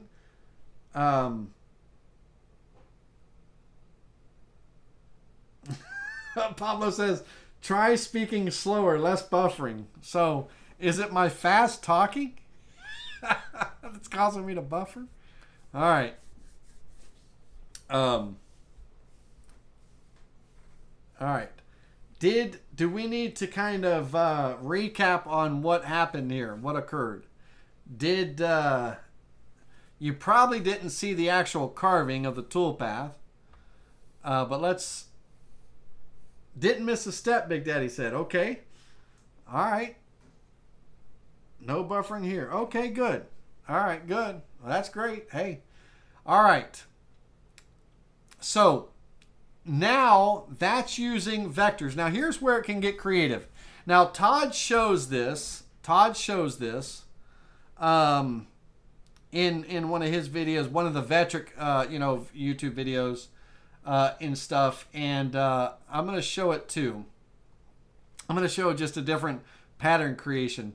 Morgan Freeman, let's go add a new layer. Let's take this and move it to that new layer. and turn it off. All right. Now Morgan's a star, right? He is a movie star.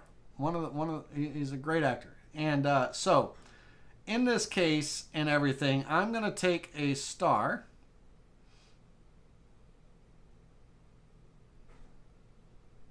And I'm actually going to make sure that I'm on the proper layer when I do that. Make sure layer 1 is active when I do that.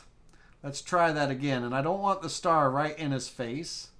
I want to bring it down here. Okay. I'm going to bring it just right about here. Now, on this, I'm going to use this star rectangle to create my lines. I'm going to do an offset outward, again, 0.05, 0.05. That's my same number, the line spacing. I want to create sharp corners on this for this star, and I want to select the new. And now I'm just gonna go through and start creating this offset. Now what I have to be mindful of and everything, the way the star is being created and all, is it's going to be carving these vectors out here and everything. When that bit carves, it's going to carve them. So it's the one downfall of this technique here. But I want this whole thing, and so I would double side tape this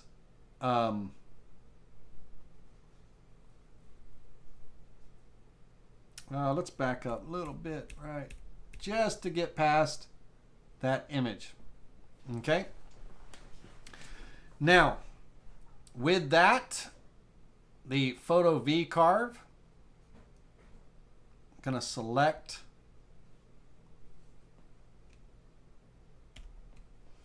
all the vectors here. And again, I'm going to 0 start depth, maximum cut depth 0.05. And on my cut depth, my lines,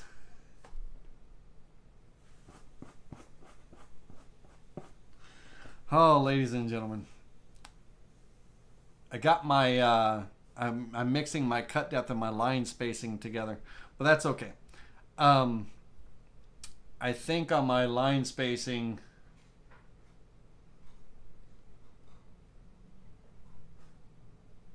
well, let's see how it turns out. I might have to increase the line spacing a bit. That was a bit fair. So my line spacing probably should have been more along the lines of 0.05 is good. I'm happy with it. I'm not going to complain. Okay, let's calculate the toolpath. We need to select Morgan's picture and calculate. Now, what's going to happen is when it carves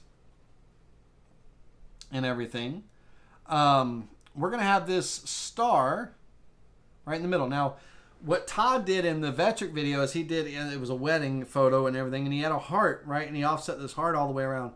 And then in the heart, he wrote kind of love, whatever the case may be. In this case, we have this star pattern that's being created, and it's going to leave this star in the middle that's not going to get carved. That first star that I drew, it's going to be open. And I could carve some text in there. I could type carve his name. I could carve, whatever. And this is just another unique pattern that we could do, right?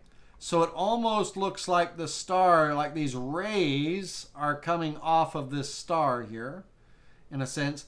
But what we have to understand, what's critical to understand, is when this is sitting on the table, that bit is going to carve out here in this air as it's coming across this photo.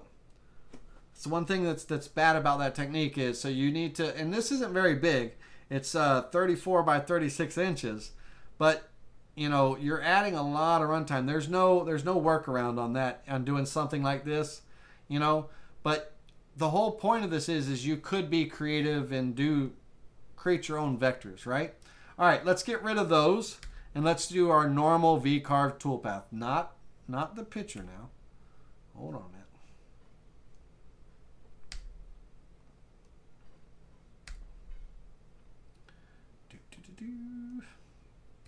Okay, let's just do our normal picture. Photo VCarve.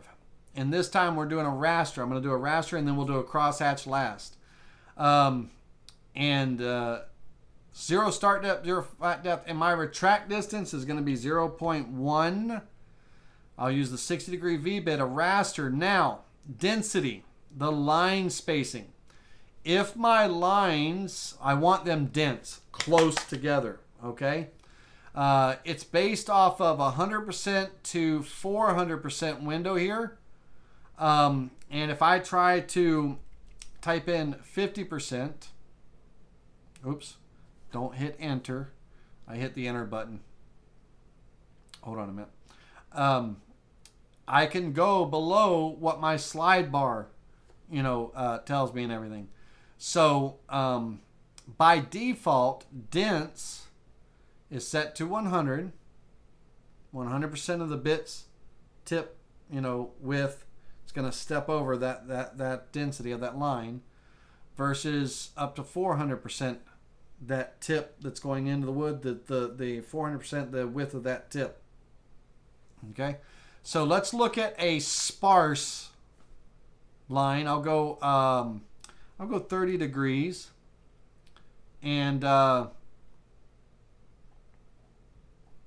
if we look, let me reset the preview here. You can see how wide those lines are apart, right? So when it goes to carve this image, they're so far apart, you're not going to be able to make out any detail. So that's that, right? Try to avoid that.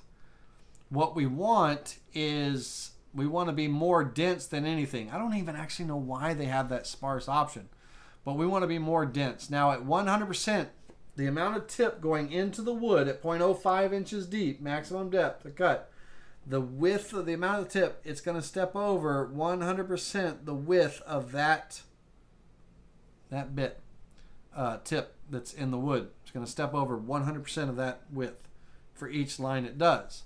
So if we calculate that, you will see that the lines are now closely, more close together and everything. And when we preview that, we will be able to get a little bit better representation of our image. Let that go through. All right, let me see what we have here. Why couldn't you put a vector around it and remove all the vectors outside of that vector around it? You could. So you could probably draw a square around there and, do a trim, clear outside of that vector, right? To get rid of that. So that would probably be a scenario. We'll take a look at that. Yep. We could. So there's nothing saying that we couldn't do that, John. I just don't do photo VCarve enough to, think ahead like that. All right. So with the our dense lines, and again, let's go in and turn the color off for just a moment, and let's look at the carve. Okay. The deeper carvings, the deeper the bit, the wider the lines. The shallower the bit, the narrower the lines. That's going to represent kind of the whitish, the lighter parts of the photo and everything. And the darker parts of the photo are going to get deeper. And so we're going to get those different depths and all. But to really bring out the detail in the image and everything, we have to add a dark to really bring it out, to really make it pop. And again, post carve, we do the carving, we seal, then we paint, and then we clean up and sand, light sanding and everything. Now, yeah, John's talking about on the star one that we did. If I back up to here, John is asked, the question is, hey, why can't we draw a vector and take, let me select,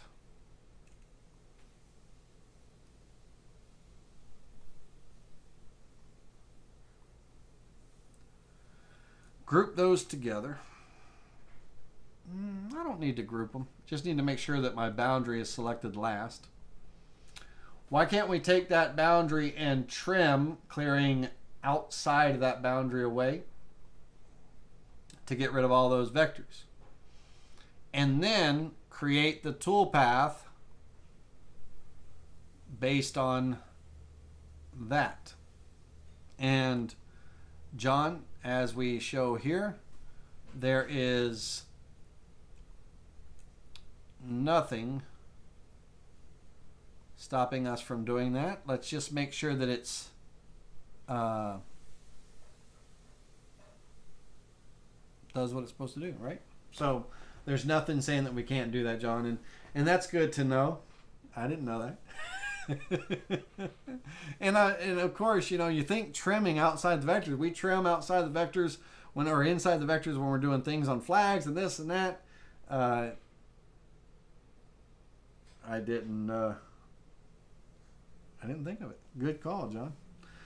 So it makes so much more sense. Why have to clear out a 36 by 37 inch space for an 8 by 10 frame? Right? Same results. Very good. Good going, John. Appreciate that. All right. Let's get rid of this. Now let's look at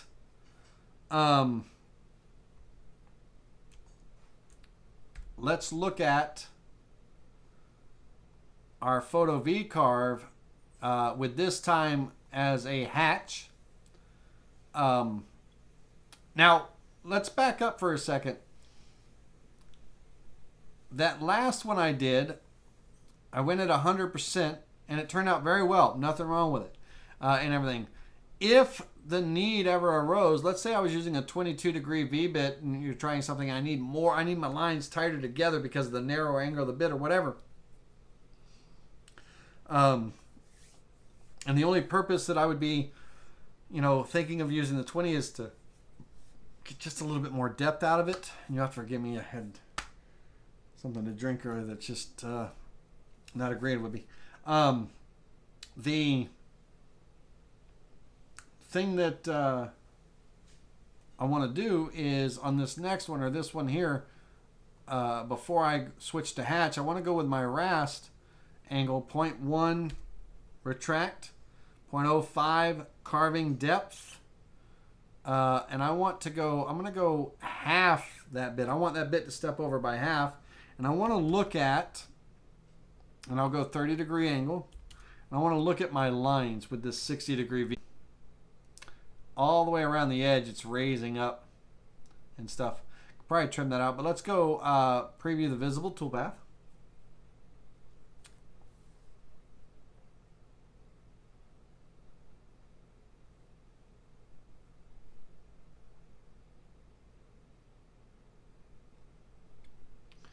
We are buffering again.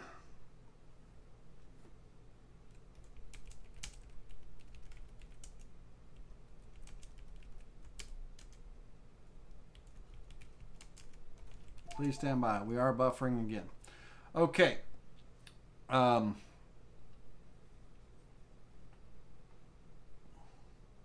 go through and preview that. And in this case, it's not going to be a good looking at 50%, maybe 85 if I need to go below 100. 85, 75, 85. 50% might be just a little bit too tight. We'll look. We'll see here. I want to see how the lines interact with the bit. But we are buffering strong. So, stopped as you were saying 60 degree. All right.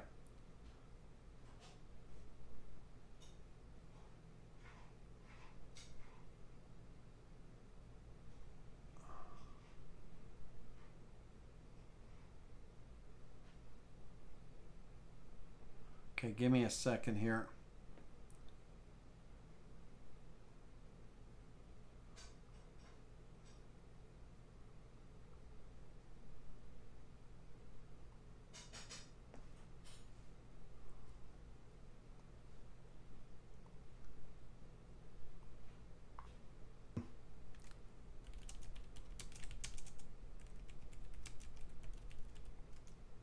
You will see a blank screen in a moment.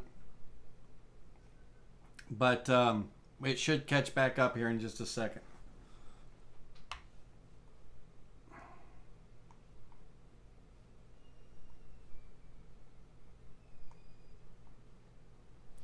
All right, let me know when I'm back and give me a thumbs up, guys and girls in the screen. Give me a thumbs up and we'll go from there. It's not liking Morgan's photo. But while the preview simulation looks well and everything, the line density may be a bit much.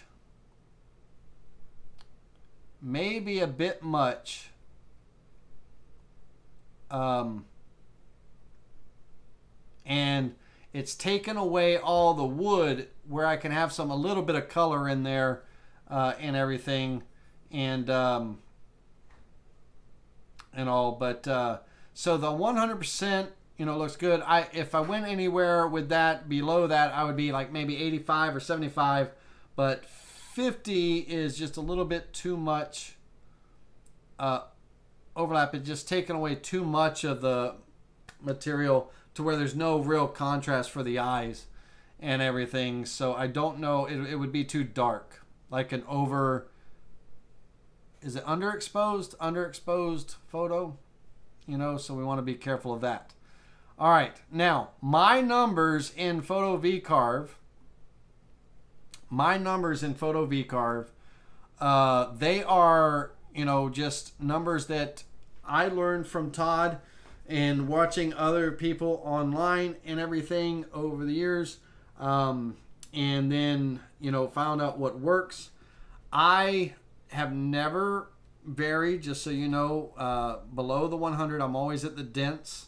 I've never been under, but again, I'm thinking like a tighter, I need denser lines if I'm going to use a narrower V-bit and everything. 30 or 45 degrees are my angles. 45 is a staple kind of go-to. 30 is the second backup. I never go straight across at a 0 degree angle, 10 degree. I want angle because it helps hide the lines visually in my eyes when I'm looking at it and everything. Just like laser engraving helps hide the lines for me, unless I have a crazy pattern or something where the lines kind of stand out. But but I've always found that that 0.05 is a good depth. When you're cleaning your part, if you are using a sander, you can use a sander, a random orbit sander and everything, 320, 220. Nope, don't put any pressure on it, right? All we're doing is we're trying to just knock off that top layer of fuzz, lightly kind of skimming over that. The wire brush, put some elbow grease into that and get those fibers out of the V's. That's going to be your ticket. Getting it really clean. Clean that cut. Vacuum it out. Get all the dust out and then seal it and then use your contrast. Okay? All right. Okay, guys. All right, so let's reset this preview.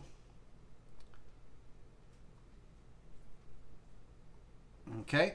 And at our 100% spacing, This is our 100% 30-degree angle, 60-degree V-bit. That is going to be our best looking one for the letting the software figure it out. And then we're gonna, I need you guys, you're probably tired of listening to my voice. We're switching over to VCarve Inlay now. I can't really say much more about the Photo VCarve. It's not my go-to staple, you know, and things. I have a laser engraver, so if I have to laser engrave a photo, I'll laser engrave a photo. But it is a unique way of carving photos into wood. If done right, don't use wild grains. Wood with wild grains and everything take away from the subjects. You got the subject, and all of a sudden you have this tiger stripe running through their face or whatever the case may be, and it just distracts from it. Lighter woods, you know, work really well versus like walnut and cherry and all those darker woods. Oak, you can practice on oak if you want, but that's not my forte. I'm a light wood type of person, you know, maple, and it's kind of my go-to staple with that. But give it a go. This is going to be kind of the, you know, end result, and you know, might have to put a picture of Morgan Freeman on my mantle. Who knows? All right. Let's move on. Any questions you have on this? I'm going to save this, so if you have questions, we can go back to it. But I'm going to save it, and we'll call this Morgan Photo VCarve.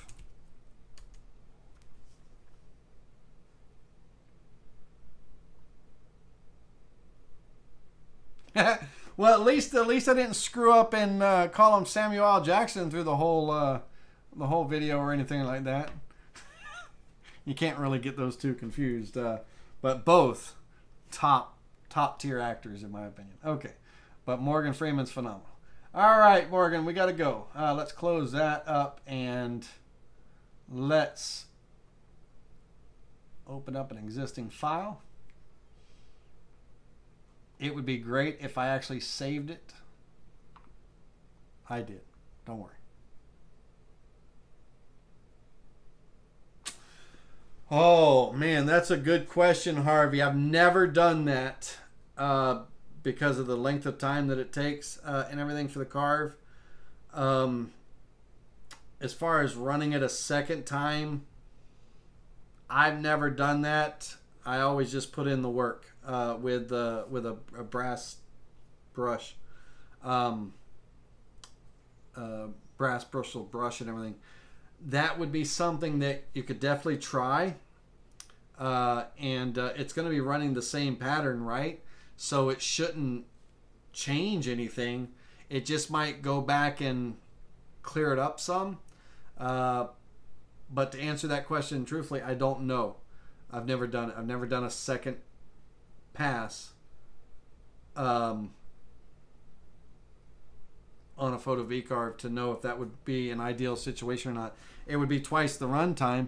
And just to give you a general idea, that estimated runtime based on my speeds and feeds and everything on that Morgan photo with the 100% density, the estimated runtime, again based on my machine, I have a a small hobby size 2440 digital wood carver, 38-minute run. So if I ran that twice, it'd be an hour long. I don't know. I'd have to weigh that one out. Do I use the VCarve laser? Yes. Laser cut and fill and laser photo? Yes. With the 6-watt laser that mounts to our 2440 on the digital wood carver. But then I also just use Vectric to create vectors to take over to my 60-watt laser machine to run in there. But I do all the designing in Vectric. All right. Let's talk about Photo VCarving. Not Photo VCarving. Let's talk about VCarve Inlay. for a moment. This is going to be our subject for tonight, this peacock here. It's a beautiful inlay. Does really well. This looks really nice doing multiple inlays with it in different contrasting materials. Almost like you're building a piece of marquetry, if you will, but you're inlaying with different species of wood of different colors. Purple heart, maple, maybe a bit of walnut for the base, or a cherry, or something. But the feathers in here, the different elements and everything, these circular patterns and all, would be the round ones for me would be purple heart, and then maple would be the crescent moons going around them. My regular feathers would probably be a light color. Wood, maybe like a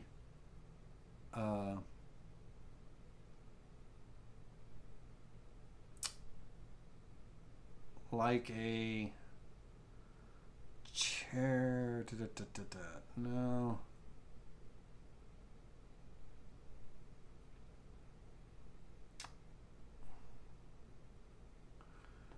Let me reverse that. Maple for the feathers, purple heart for the circles, and then an ebony type wood for the crescent moons.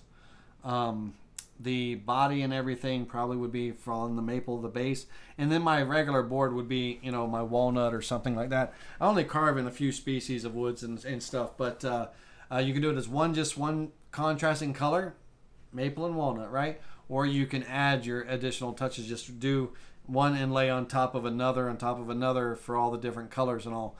But I think purple heart and ebony would look great in these, ebony, kind of a wood, a dark, nice, beautiful, rich, dark wood.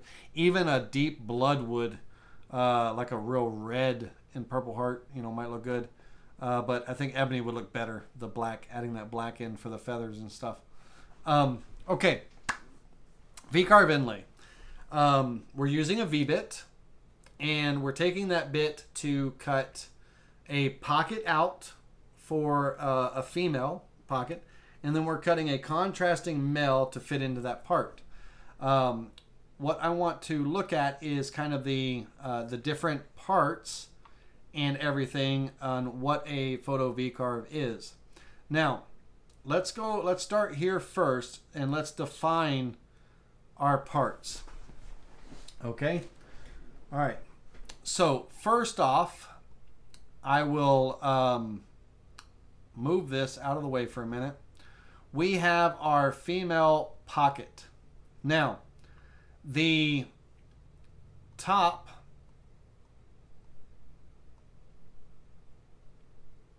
of the board is Z0. Okay? Vectric on any VCarve inlay, Vectric, your top of your material, that's your Z0. It's not your start depth, that's your Z0. Okay? Now, we have in a VCarve toolpath, let's come over here, we have a start depth and a flat depth. Now, in the case of the pocket for the female cut, it's just that. Your start depth is 0. It's going to be the Z0 position.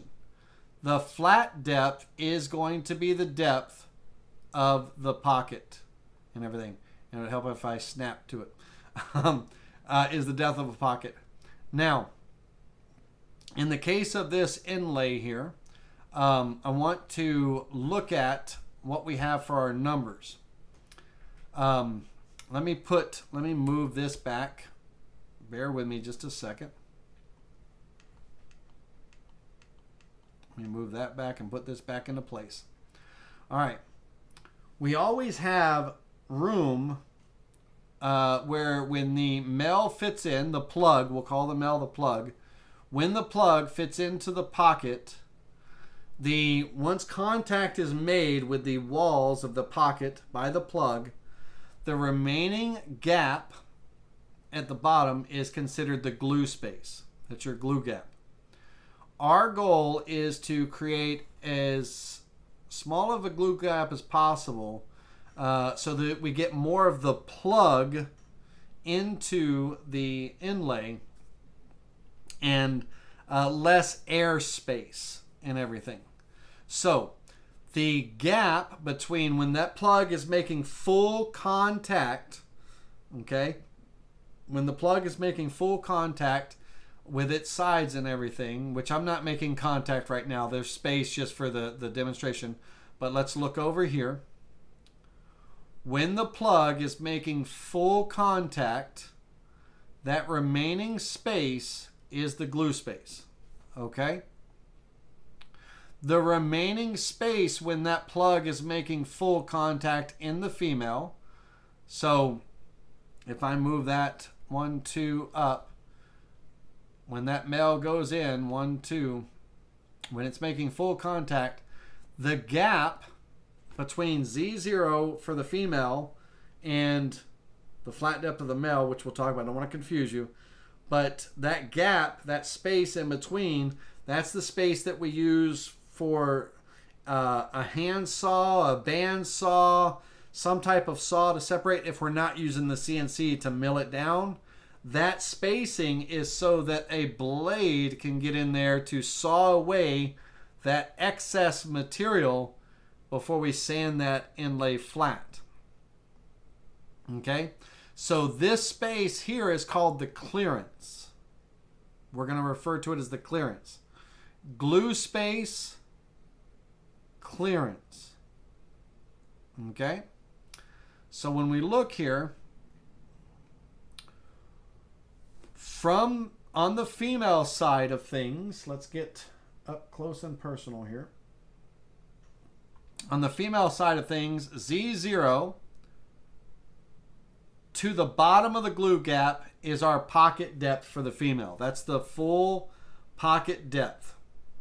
Okay, so if I move the plug out of the way, once again, move the plug to the side here, from Z0 down on the female to the flat depth, that's the full depth of the pocket. So if I come in here and I set this to 0 and this to 3/8 of an inch, let's say I'm doing a deep carve let's say I'm doing a deep carve for a cutting board. We want deep carves for cutting boards because they get soaked in water, juices, all of that stuff. They get knife cuts and all that. We don't want a thin little Peasley inlay in our cutting boards and butcher blocks and stuff. We want deep inlay. So for me, 3/8 of an inch is my pocket depth, 0.375 on a deep inlay carve, and 0.2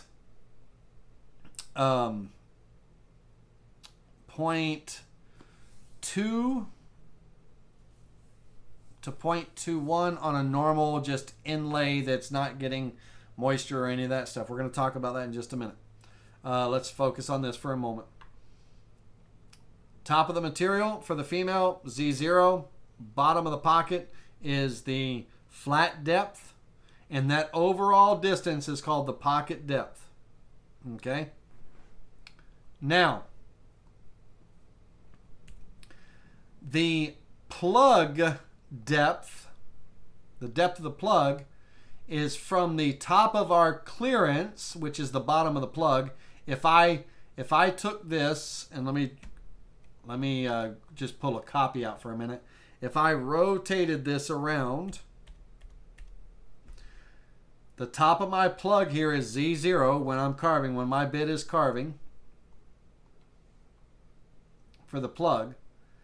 This flat depth is here. This is the flat depth. That's the top of my clearance here.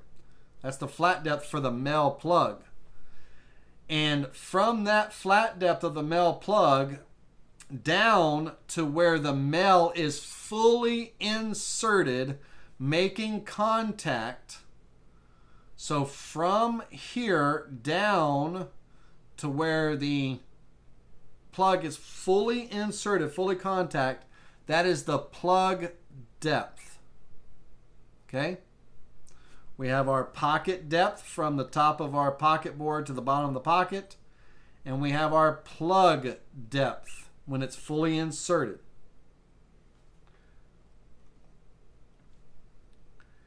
The distance from the top of our board when we sand that inlay flat, you know, when we mill everything off and we sand that inlay flat, the top of our project board down to where the plug, the bottom of the plug is inside the inlay at its full contact, that is the contact distance. That's the contact amount. That is the contact. Okay? Now, I'm going to throw my numbers out to you, make a note of them, and give them a try, see what you think, and then make numbers and you know, change and adjust from that for yourself. My glue gap, my glue space, is always a 30-second. 30-second. 0.03125. 30-second. That's my glue space. My clearance, when the plug is fully inserted, that gap between the underside of the plug and the female, that gap here, that's called the clearance. I have a 1/16 of an inch clearance. 1/16 of an inch clearance. Now those two numbers, regardless of what my pocket depth is and all that stuff, depending on what size my inlay is and the size of my material and all that, pocket depth changes, plug depth changes, and contact changes based on how thick my inlay is and my project board and stuff and everything. But in the scenario here, on my deep plugs and stuff, my pocket depth is from the top of the board to the bottom here, and that is what we're looking at. Let's do the math and add things up. A 32nd of an inch plus 3/8 of an inch. Not 3/8. Sorry, I almost screwed you up. Sorry. 5/16. 5/16. My contact, so which is the top of the material down. All right. 5/16 plus a 32nd plus a 1/16 of an inch.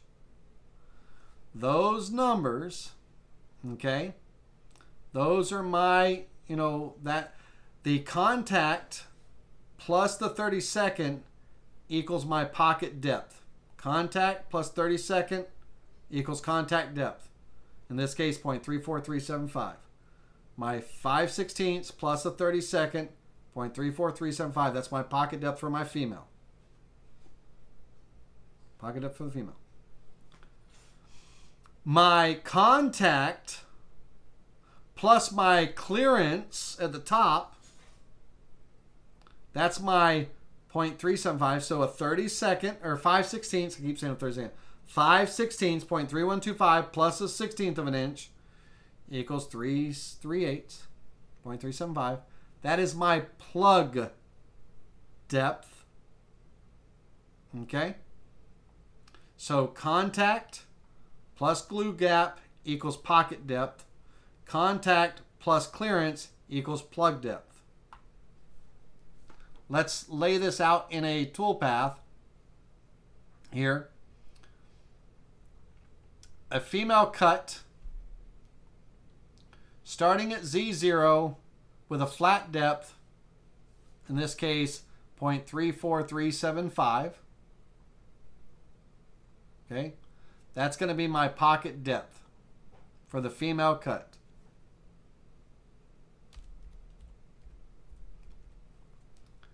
Now, when I start at 0 and I cut down to this 0.34375 on this deep inlay that I'm doing, this is my deep inlay, this isn't my shallow. It'll probably, the numbers will probably be easier for you to follow along with on the shallow cut. But on my deep inlay, this is my numbers.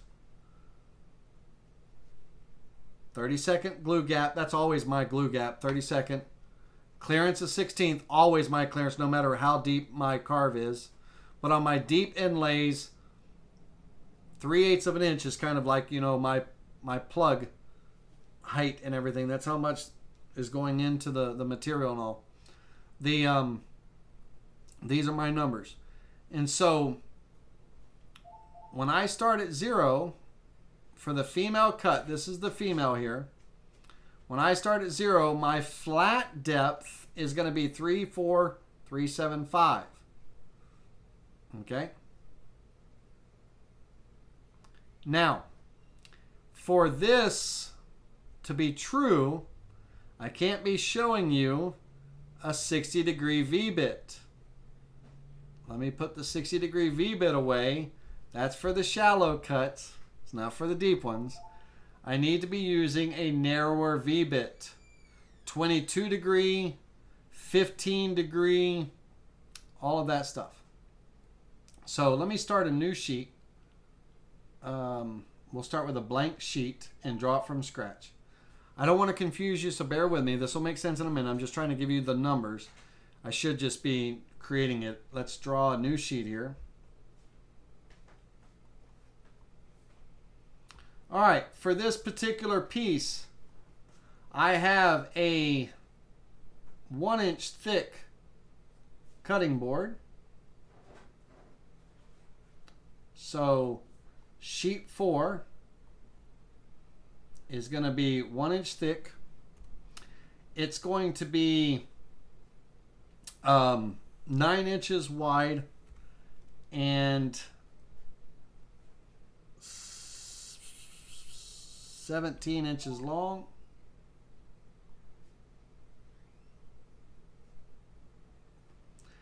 And I'm going to have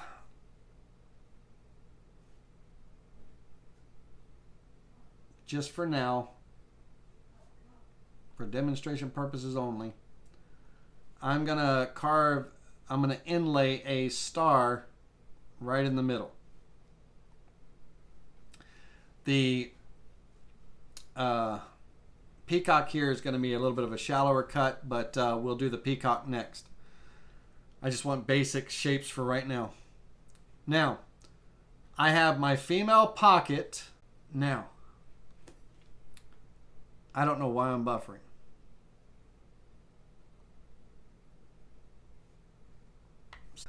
Long subject, and YouTube is just gonna foobarb me. I mean, I might as well just bend over now. Stand by, ladies and gentlemen. Let me know if you can hear me. All right. I'm moving now. YouTube is screwing me with this buffering. I don't know where I have no idea with you guys and girls where I've left off and what I'm you know, what you're hearing, what you're not hearing and everything. And it's 10 o'clock at night. It's late. Everybody's minds are tired and YouTube is just killing me. Okay, y'all can hear me. Good. All right. On this star, I'm going to send a copy over to sheet 5. And the difference between the male and the female is the female is always, or the male, sorry, is always mirrored. Okay. And it has a border around it to create that that raised cut. But bedtime. Unfortunately, it's not my bedtime. I work 24 hours a day, Monday through Saturday, so I don't go to bed. I get to sleep 4 to 6 a.m. The male, always mirrored, horizontal flip, with a border around it. It doesn't have to be a rectangular border, just some type of border that when it carves out the male is raised so it can fit into the female pocket. So in the case of sheet 5, which is going to be my male, I'll rename it to male in just a minute. I want to center that onto the material. I want to mirror that. I want to flip about job center horizontally. You can't see the flip on the star because it's about the damn same. And I want a border around it. Okay. All right. Now, my mel tool pass, no matter what my start depth and my flat depth is, those two numbers have to total the depth of my female cut. So let's use some simple numbers for a minute. Okay. Let's say that I have a start depth of 0 on a female pocket and a flat depth of 0.2. 0, 0.2. When it comes to my mel cut, my mel start depth and my flat depth, the two numbers have to total together. Now in this case, in this example, these two numbers do not total 0.2. Let me change this number. This number should say 0.1. This line, that number was just the total distance. It wasn't the actual. But 0.1 start depth, 0.1 flat depth for a total cut of 0.2, the depth of my pocket. Now what happens with this is, let's say that on my female, let's grab the 60-degree V-bit for this. This will be a shallow cut. Okay. On my female here, I have a vector that is drawn on my board. I'm just going to draw a straight line down here, and I'm going to flip this line and this bit about this line over to there. It would help if I made a copy. There we go. When I have the when the bit comes down to the flat depth from Z0, and my bit's drawn a little crooked, the lines are, but that's okay. From Z0, when I put a start depth in this case 0.1, and I put a flat depth in 0.1, those two numbers have to total 0.2. Now, my bit is going to cut down to 0.2. It's going to make the full cut. It's not going to make passes. It's plunging the bit straight down to the flat depth, the total cut. It assumes, okay, it assumes that the distance or the meat of wood between your Z0 position and your start depth, Vectric is assuming that that material has already been removed.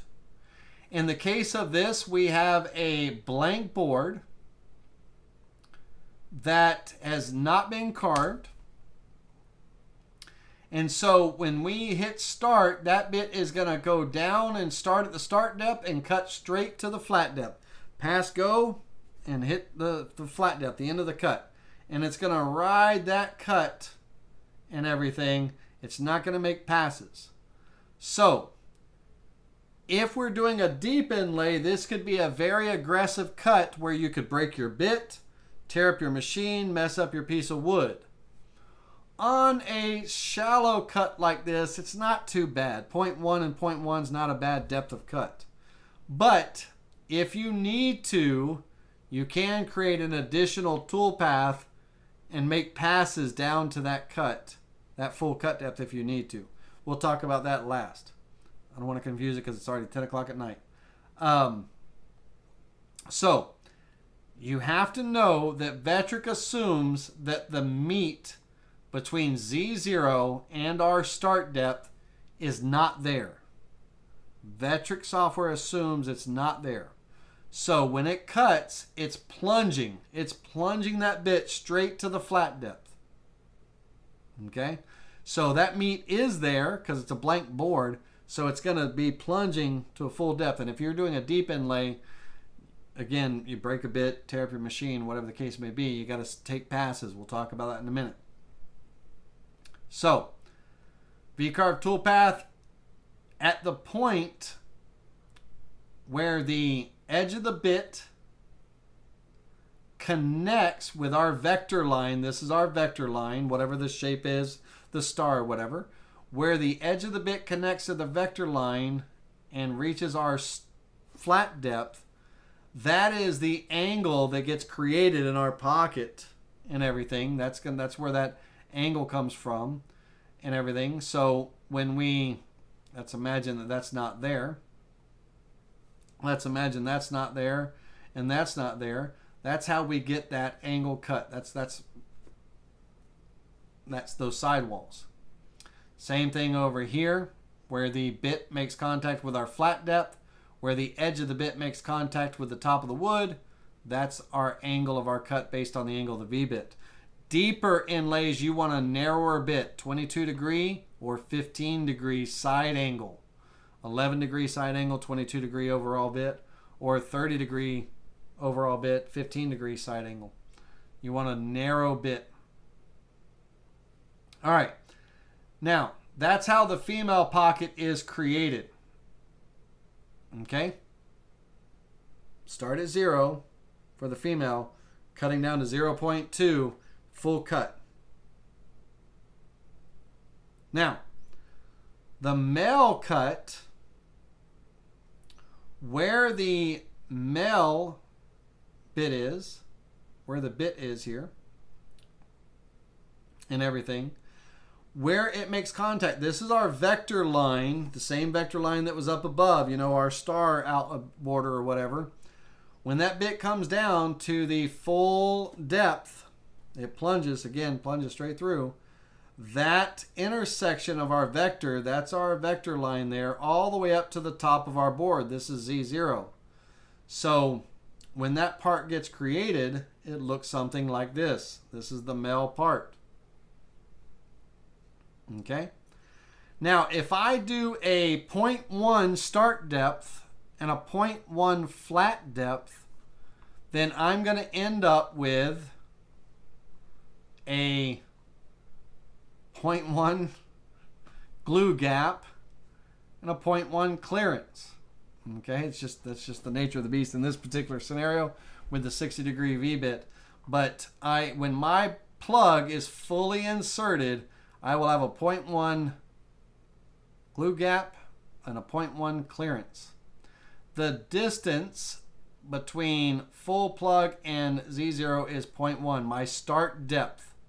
That's my start depth. My flat depth is here for the female, here for the male. What I want, if I'm using a point do cut depth, I want a minimal glue gap, and I can increase my gap up here as well. But for this scenario, I want more meat in my inlay, on this small inlay. Very little glue gap. So I would actually be starting at 0.18. In my case, I use 0.17, my actual use. I'll do that.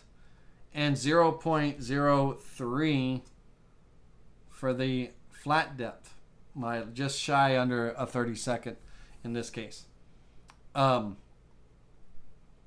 This bit is, when I hit start, it's going to plunge down to 0.2 on my male cut. When it's cutting that male out, it's going to plunge down to 0.2 and do that full male cut. There's no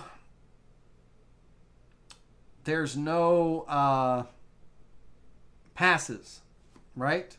So if that's too aggressive of a cut and you're pushing your board around, you're breaking your bit, whatever the case may be, then you can add passes.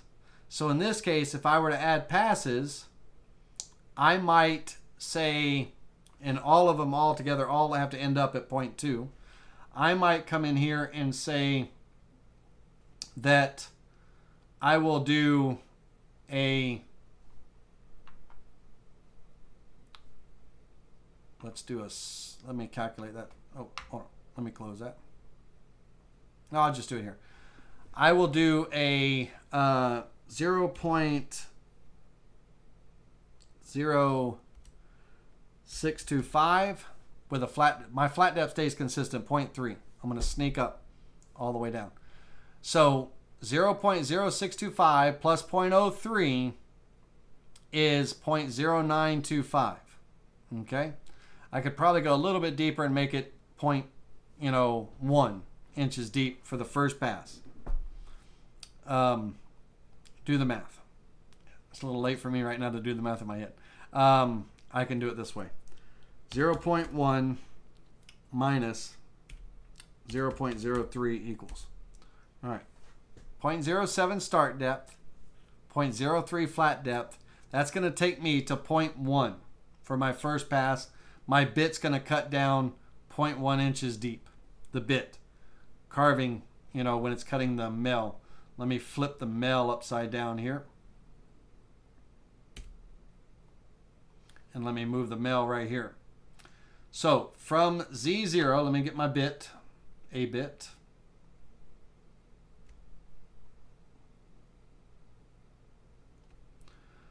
From Z0, the top of my material, it's going to plunge down to 0.1. That's going to be the full cut for this tool path. So it's going to cut at 0.1 and it's going to remove all that material. Okay, so now I've just done a clearing tool path in a sense.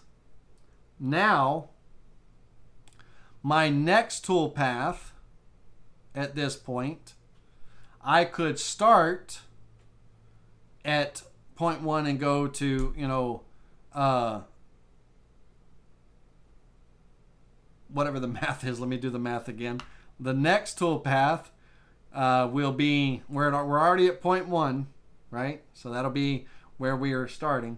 So our next tool path, I'm going to add a little bit to that 0.1. So let's go a full,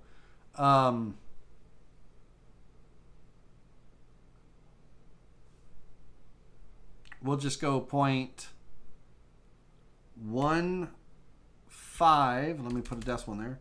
0.1575. And then my flat depth 0.03, those two numbers added together are 3/16, 0.1875, right? So I'm going down. I'm now at 0.1875, and I'm going down. That's going to be my next cut, second clearance pass. My final cut is going to be my 0.1875. In my case, it's actually going to be backed up 0.17 to 0.03 for the total and final cut. So it'll start actually a little bit back, but the final cut will be to 0.3. So I could do 3 passes to get rid of all that meat, taking a little bit at a time. But when it's all said and done, that final cut, my start depth and my flat depth have to equal the total depth of my pocket. How many people have I just completely lost? It's the same scenario no matter how deep your pockets are. I'm teaching you how to make passes and everything. How many people have I completely lost during that? Give me a show of hands and Kool-Aid. Thank you very much for that. Now, there is a YouTuber that does a much clearer with PowerPoint and everything, instructions and stuff. He's speaking in millimeters versus inches and all, but still, he does a phenomenal job explaining this process. and I'm going to refer him as well. I'm going to refer you guys to watch him on a VCarve Inlay. Let me pull up his channel. I want to say his channel name correctly. Stefan Farilla's, and I'm going to mute that and pause, not pause, bear with me a second. I'll bring it over onto the screen. Stefan, let me pause him here.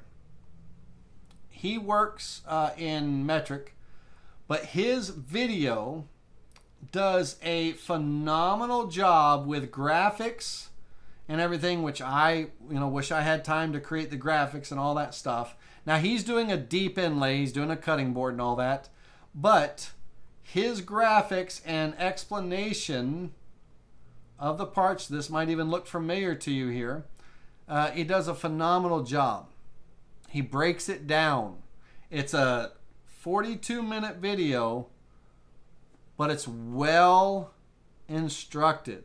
Stefan Forcellis, man, Stefan, I hope you got your last name right, Forcellis. But just type in Deep VCarve Inlay, and his thumbnail is a cutting board that has the YouTube play sign in it. That's the thumbnail. But Stefan does a phenomenal job with this instruction. I am kind of not good at it, but I'm trying my best. In this case, when cutting the mill, your start depth is going to be a deep start depth. Your shallow depth is going to be a very shallow depth, so that you get a minimal glue gap. For me, I like a 30-second, somewhere around there, 0.03, 0.03125. So that's my glue gap. Now, what you need to understand is the difference from Z0, the top of your material, to the start depth, that 0.17. Vectric thinks that meat's gone. They think that it's not a blank board. That's been carved away. If it's not 0, if it's anything other than 0, Vectric automatically assumes that material has been milled away. And so, because it's going to go, when I hit start, it's going to move over and it's going to plunge down, starting at 0.17 and landing at 0.03, 0.2. It's going to carve at 0.2, that full depth with that bit. Okay? So if you need to sneak up on it, you can do multiple toolpaths. Just make sure that, in my case, I did 0.0625 plus 0.03, 0.07 plus 0.03, which is total 0.1. So from 0 to 0.1, it's removing that material, clearing it out. My next cut, I went 0.1575 plus 0.03. My 0.03 stays consistent in all three cuts. And that gave me 0.1875. Okay, so it cuts down to 0.175, that next cut, clearing that next level of material off. And then my final cut, 0.17, I'm backing up a little bit, 0.17 plus 0.03 equals my total cut of 0.02. Okay, so I'm doing it in 3 passes to get down to that level, to cut that mill out, so I'm not doing such an aggressive clearing cut. When that is clearing all of my star away here, it's either doing it at the full 0.02, taking all that material. Now I'm only using 2-sided tape holding this piece of material down, because notice that my border goes straight to the edge of the wood, right on the star. So I'm going to be taking this in 3 passes. Let's do that. Let's create the tool pass for this so it puts it in practical use. On my toolpath, first toolpath is going to be 0.07 with a flat depth of 0.03. I'm going to be using a 60-degree V-bit and an 1/8 inch end mill for the clearance, and an offset is fine. I will calculate that toolpath. On that first toolpath, preview the visible toolpath, it's going to cut no passes. It takes the full 0.1 depth of cut. No passes, full 0.1 depth of cut. So it's removing that material. Okay. Next time I'll turn down the simulation quality so it's faster, so we can move along, because it's late. Can't believe how, man, the time flew tonight. I don't even feel like I covered anything. All right, let me change the preview simulation quality real quick and preview all toolpaths. All right. So my bit is only carving 0.0575 deeper than this for the start depth, right? But it's plunging the full, 3/16 from zero, from the top of the board. So it's only taking, if 0.1 of this is already gone, and 0.1875, it's only taken 0.0875 of material.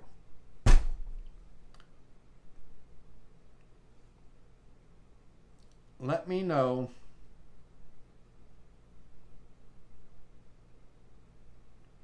all right. Kool-Aid, you got your hand raised up. Stand by. Okay. I'm hoping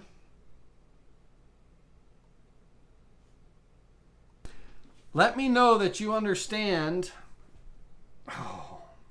and that you heard everything I said.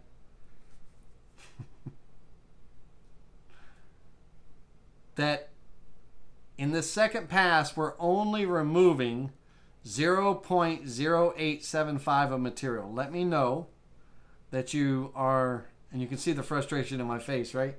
That this buffering is killing me. Let me know that you understand that we've already just taken 0.1 of material away. Now, starting at 0 again, the top of our board, our next pass, our next start depth is 0.1575 cutting to 0.03 for a total cut of 3/16, 1875. But we've already milled away 0.1 of that, so it's only taken 0.0875 of material. It's going to be a light cut for it, right? So when I calculate this next toolpath, it's going to just be milling away that additional 0.0875. And then our final toolpath in this scenario, we've now cut down to 0.1875. So that's the total depth right here, 0.1875. But I'm going to back up a little bit because I need my 0.17 plus 0.03. That's my number.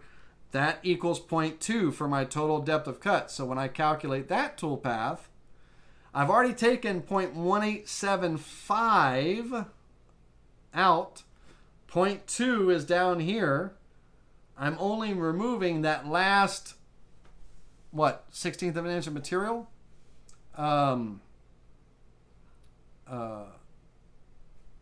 preview that visible toolpath. That last little bit of material. That last little touch-up, right, to that 0.2. And that's my mill. So, that way, this way, by doing it this way, we could do it in 2 passes. You could do it in 1 pass, right? But if you feel like it's, it's too aggressive of a cut, depending on how deep your inlay is. Imagine if we were using numbers instead of 0.2. What if we were using my number 0.375, right? 3/8 of an inch deep is my cut. So when I'm going to my cut, when I'm milling away this mill, do I want to be milling away 3/8 in 1 pass? No. This will give me a cleaner, it'll be less wear and tear on my router, my machine, my bit, and it'll give me a nicer cut, and everything for my inlay. So my inlay will have a nice male inlay to go into that female, right? So 0 to 0.2. On the female, 1 tool path.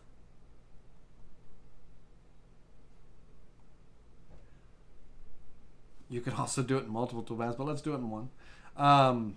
VCarve toolpad, start at 0, cut down 0.2. And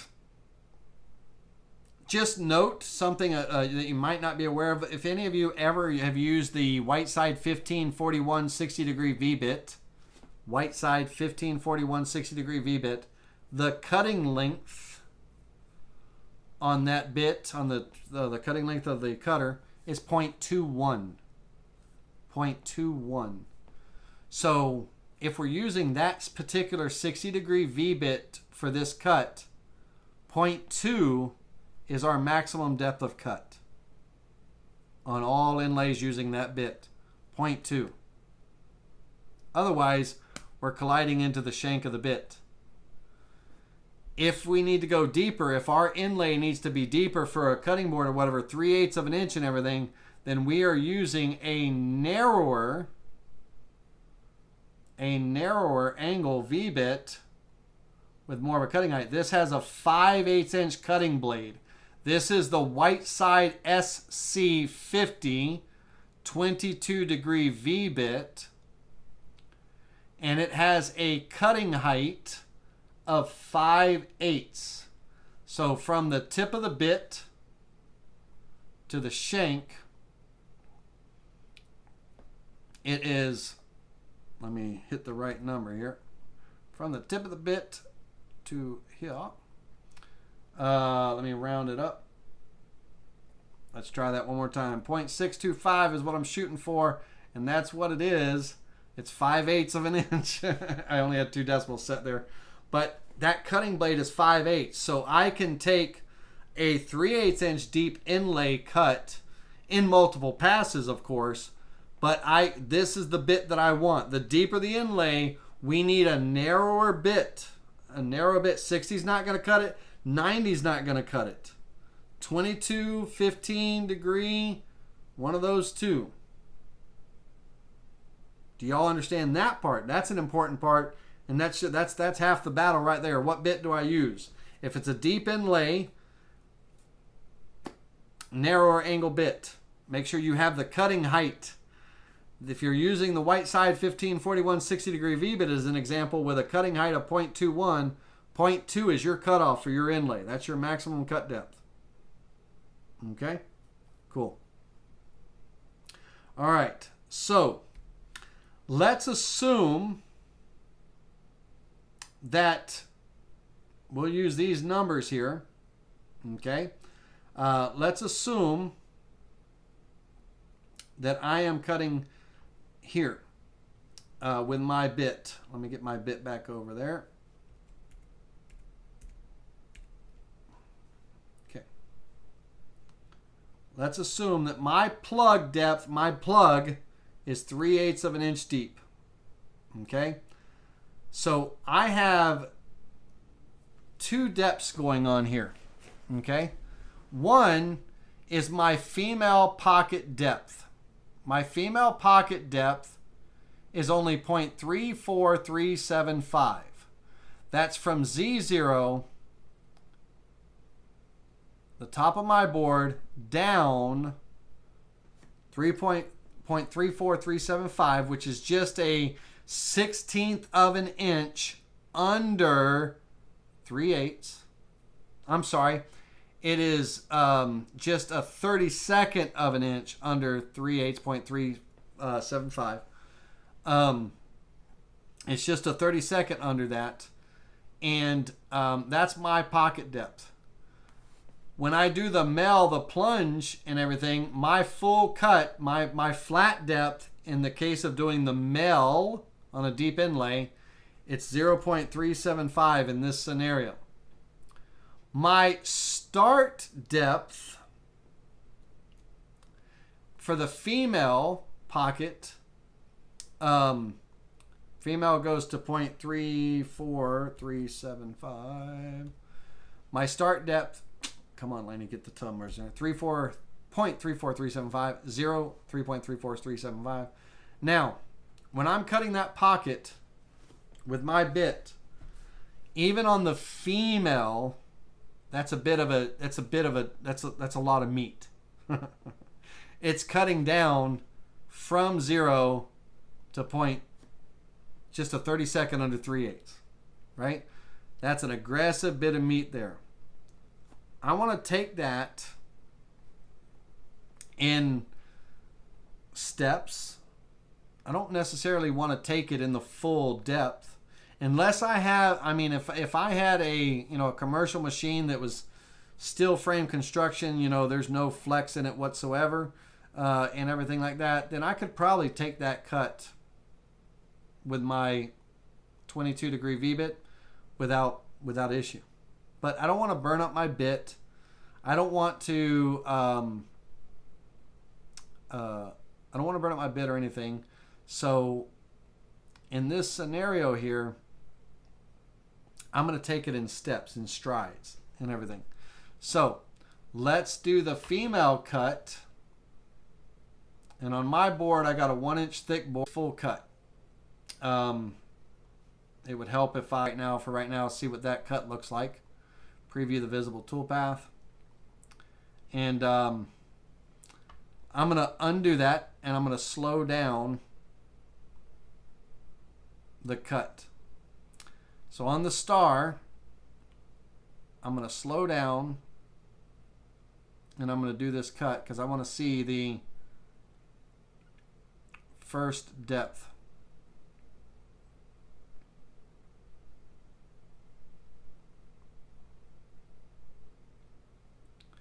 And I'm going to stop it.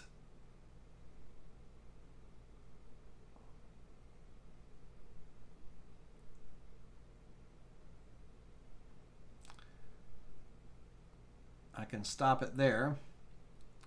And my cut is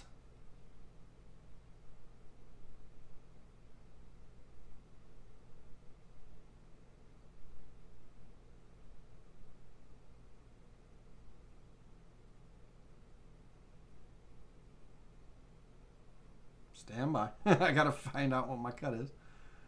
I wish it was clearer. I should have turned the resolution up. It looks like 0.14875. All right, let's continue that on. Preview the visible toolpath. So it's coming in less than 0.2 on that first pass. Let's speed that up.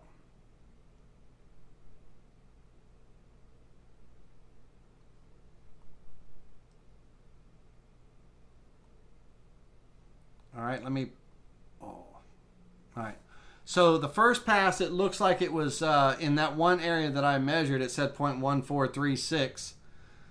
So less than 0.2 for my passes. So it's taking that in 2 strides, 2 passes, that cut. No start depth, so it wasn't plunging the bit down. So it was taking it in 2 steps. Now my end mill is going in 3 passes because my end mill is set up to do a 1/8 of an inch per pass. And this is a total of just the 32nd under 3/8. Okay, so no start depth, 0 start depth. It's starting at 0 and it's going down, and it did it in passes on the female. The male has a start depth. We're plunging the bit in, so it's going to straight to the full final cut in 1 pass. So we're going to create separate tool paths for that reason. No need to create separate tool paths for this. My machine can handle 1/8 of an inch per pass and everything.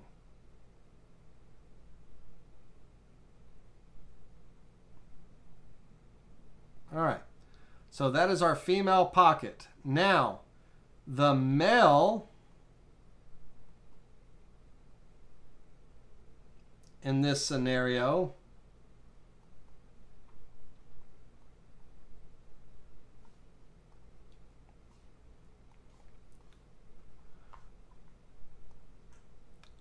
let's come in and clear all of this out, delete this.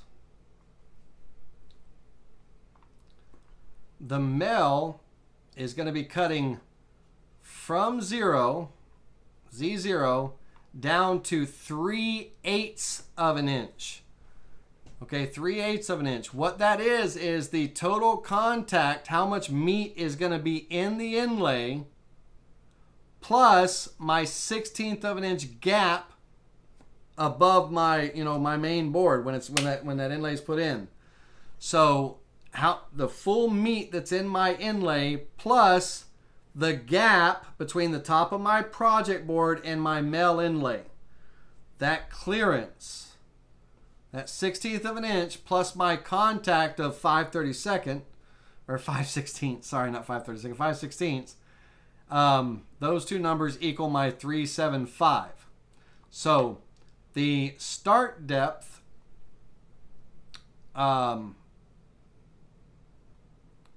I want a minimal glue gap. I need a 32nd of an inch glue gap. So this line right here represents my start depth, which that total start depth is 0.34375. It's going to start at 0.34375 and cut to 0.03125 for the total cut. That's an aggressive cut. So I don't want to do that. Let me get rid of these.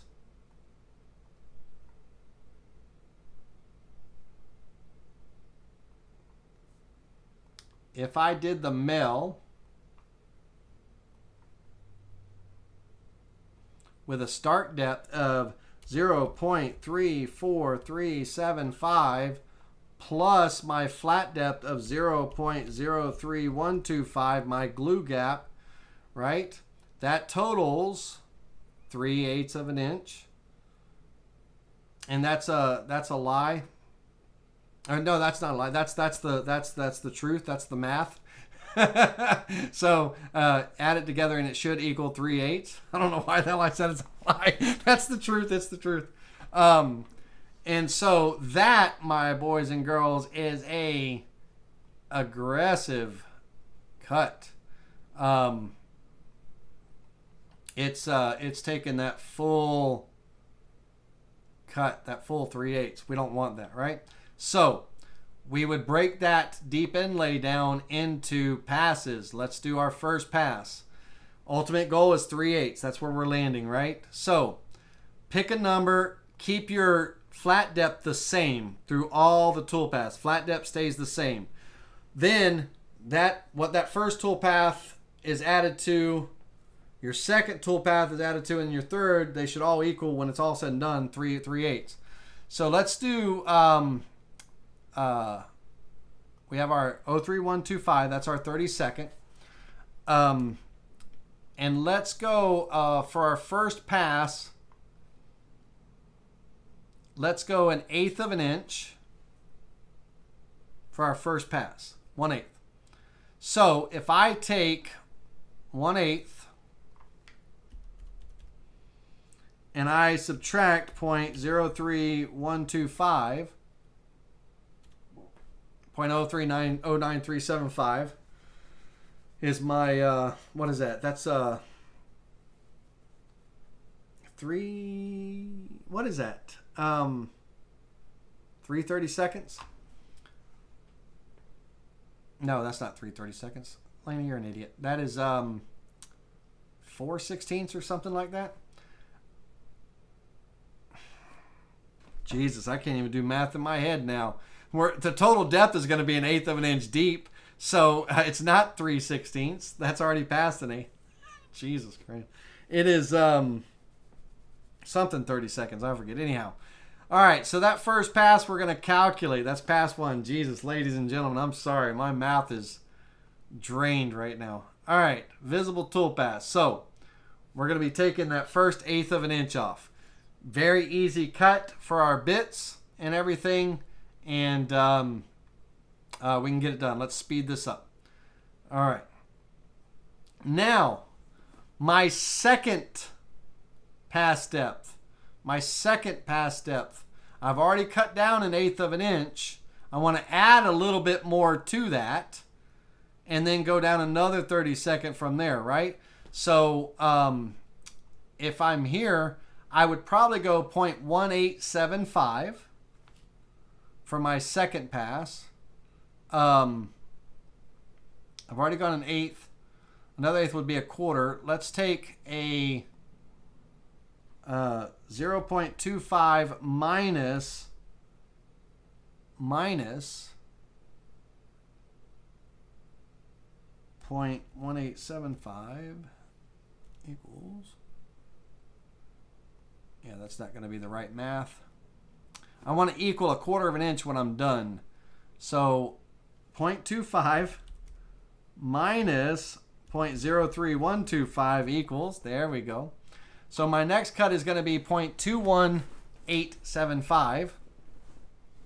And the, remember, I'm already cutting it. I've already cut down an eighth of an inch deep.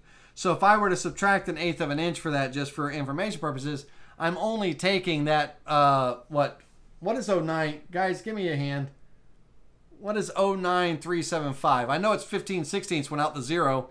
What is it? It is, it's not 3/6. It's 5/30 seconds or something like that. Let me know. Somebody let me know, please, because it'll drive me nuts. But, so 0.25 minus 0.03125 equals. And so I'm going to calculate that second toolpath. Now I'm only carving, even because, you know, I'm cutting down to a quarter of an inch. That's going to be my next cut, quarter of an inch. But I've already taken away an eighth of that, so I'm literally only taking, you know, 0.039 for the cut. So let's preview that toolpath. So that'll be a nice second toolpath. Okay. And then the final cut,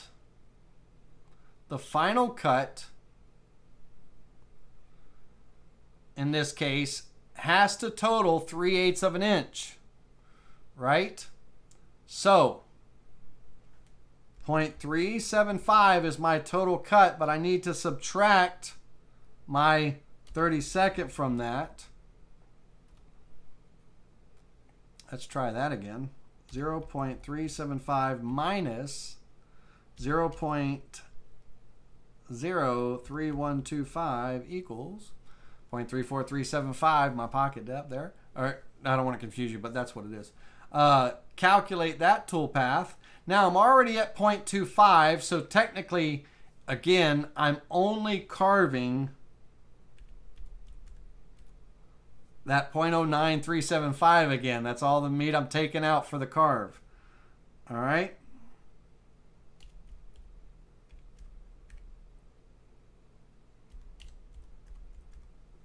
And that's a good pass depth for that cut. Now, when this male gets inserted to the female,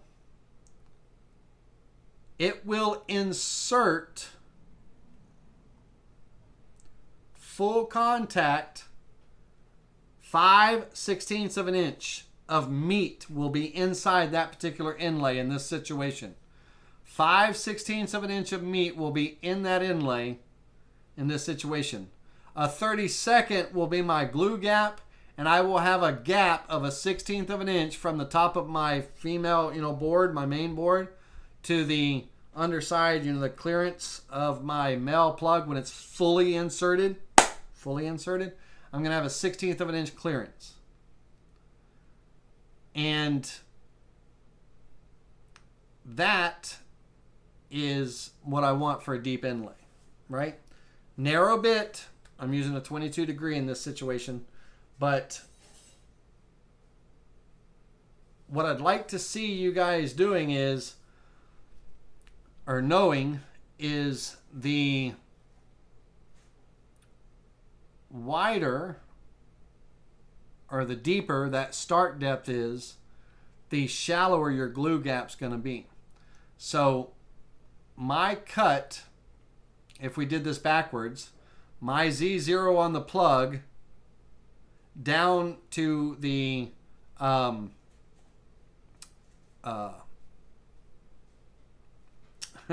to 5/16 of an inch deep, that's my start depth in this plug case.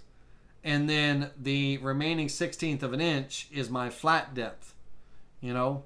So I'm taking 0.31 from 0, 0.3125 inches deep, plus my flat depth of 0.0625, and that's what cuts that plug out. So it's going to start at 0, and it's going to start at 5/16, 3125, and then it's going to end at 0.375. So that's a big bit of meat. Look at the bit compared to that, and it's not drawn to scale, but the bit is 2.5 inches overall length. This is not drawn to scale, but it's to emphasize, it. But it's going to plunge, so we need to take that in multiple steps, right? And so we break it down, and we do it in multiple steps. And what that's going to do is that when our inlays are in, that's going to give us the most meat. And even in the case of a shallow depth, 0.2 flat depth on the female, 0.17 start depth on the male, 0.03 for the flat depth on the male, for a total of 0.02 or 0.2, right? Those numbers are going to give us the best results with minimal glue gap and less airspace, less possibility of the inlay falling out, breaking out, chipping out, voids, and all of that stuff. Now, let's create, and this is our final goodbye here, let's create the VCarve inlay for this peacock. I'm just going to do a single inlay in this situation. We're not going to do multiple colors like I was talking about. Let's say that I have a walnut sushi tray here and I want to inlay this in. My female, in this situation, my sushi tray is going to get water and everything in it and all. And so I'm going to, my flat depth is going to be 0.375 in this scenario, because this is going to be like a cutting board scenario. All right, VCarve toolpath. I'm going to start at 0. I'm going to cut 0.34375, which is, once again, my 3/8 of an inch depth minus my glue gap of a 32nd. Okay? That's my female pocket depth. I'm going to use my 22-degree bit and my 1/8 inch end mill as well. And this is going to be my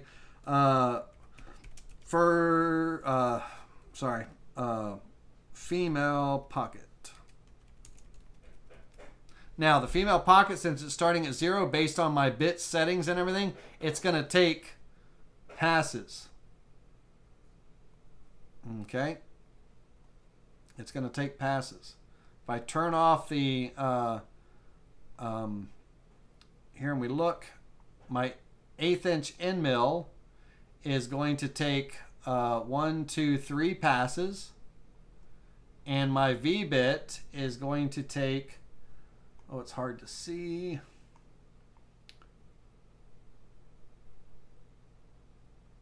One, 2, 3 as well. It looks.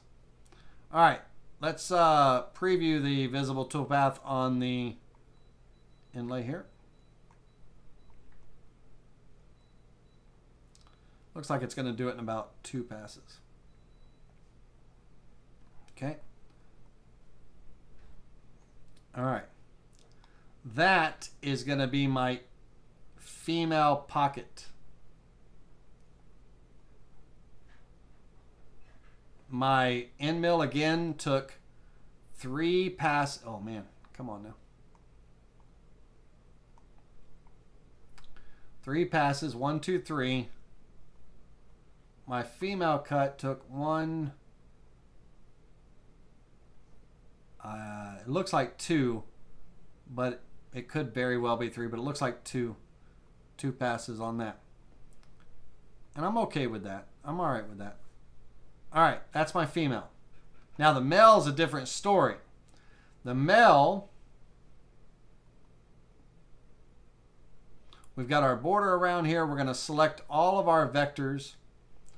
Male, I'm going to take passes because there's a start depth And again, from Z0, the top of my board, to that start depth, Vectric thinks all that material is milled away, and it's doing it in one plunge. So I'm going to take steps to reach my goal. Okay? All right. So the first cut is going to be, I'll do what I did just earlier, just a few minutes ago, for actual purpose this time. I want to have a 30-second being my glue gap. So that's going to be my flat depth throughout these 3 tool pass. And my first pass, I'm going to take 1/8 of an inch away material for that first pass. So in this case, I'll just take away my 0.125 minus, that didn't work. All right, I was hoping I could use the word F, but I can't. Minus a 30-second 0.03125 equals. So 0.09375, we just did this 100 times. I should know that number by now. That's going to be my start and my flat. So let's calculate this. And that's going to be the first cut. It's taken away 1/8 of an inch of material. That's an acceptable pass depth and everything for that cut. My second tool path, I want to end up at 1/4 of an inch. So I'm going to take 0.25 minus 0.03125, a 30-second, 0.21875, and calculate. That'll take me another 1/8 of an inch down.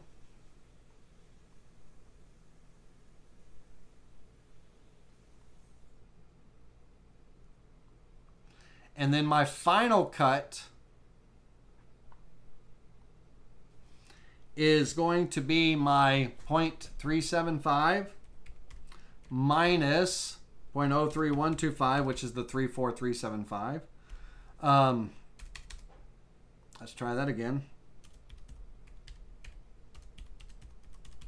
0.03125. And I'm going to calculate that cut. Now, each of these passes, after the first pass, of course, all that material is milled away now, and I'm only really milling away an additional 330 seconds. Thank you, Buck Rogers, for that number.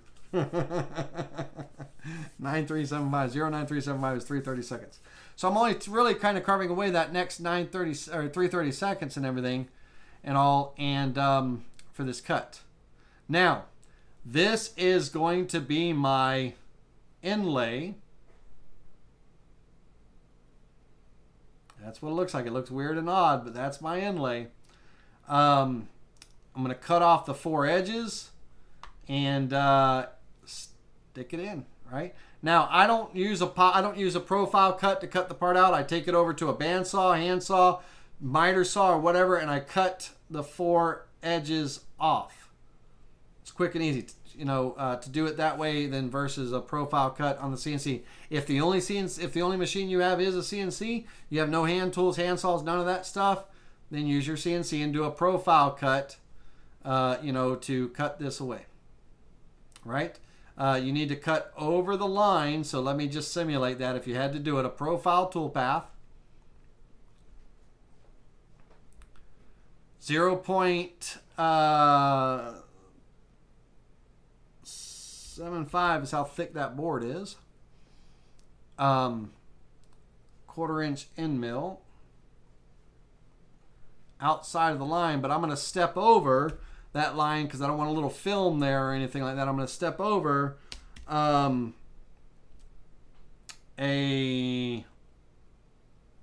I'll just go 30-second. A negative number. It's a negative number. So that way when it cuts over that line to cut away those 4 sides, and that's going to be your mill inlay. It looks weird, but it will inlay.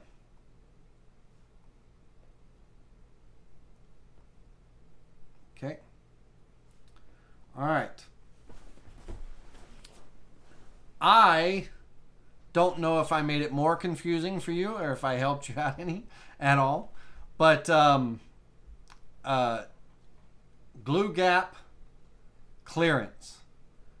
Glue gap, set your number. Whatever your number is, that's your number. Me, 0.3 or 0.03 or 0.03125, depending on if it's a deep inlay or shallow inlay in this case. But 1/16 of an inch clearance.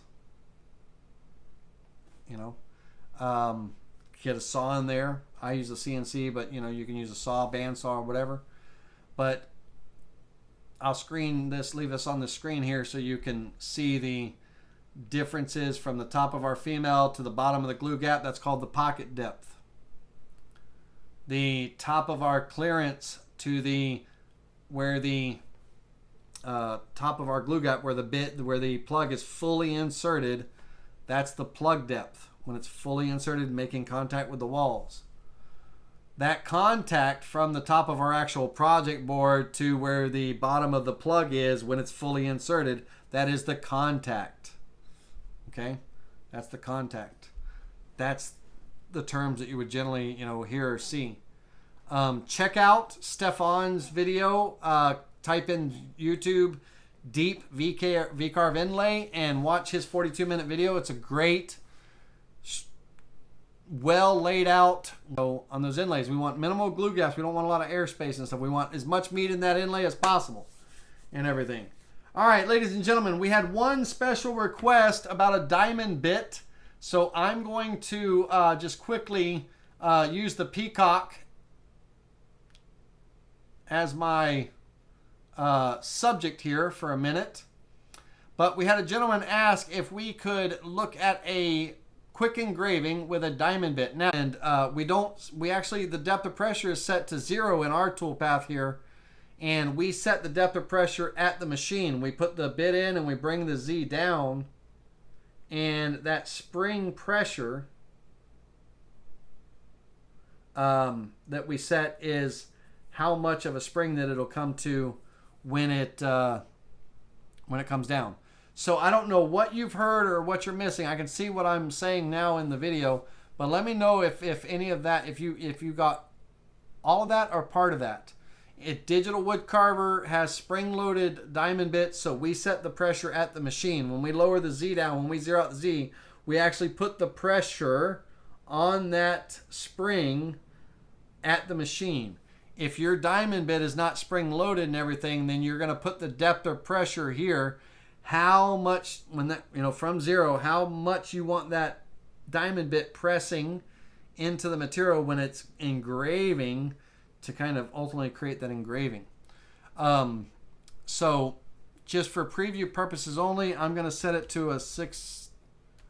I'm going to set it to 32nd.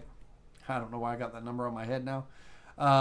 And outline or fill. Are we doing an outline or fill? In the case of this peacock, we're going to do a fill. Step over. How tight is the step over from one line to the next? I want a pretty tight step over. So I'm going to set that to probably about my 1/8 inch diameter ball. Let's do that. Point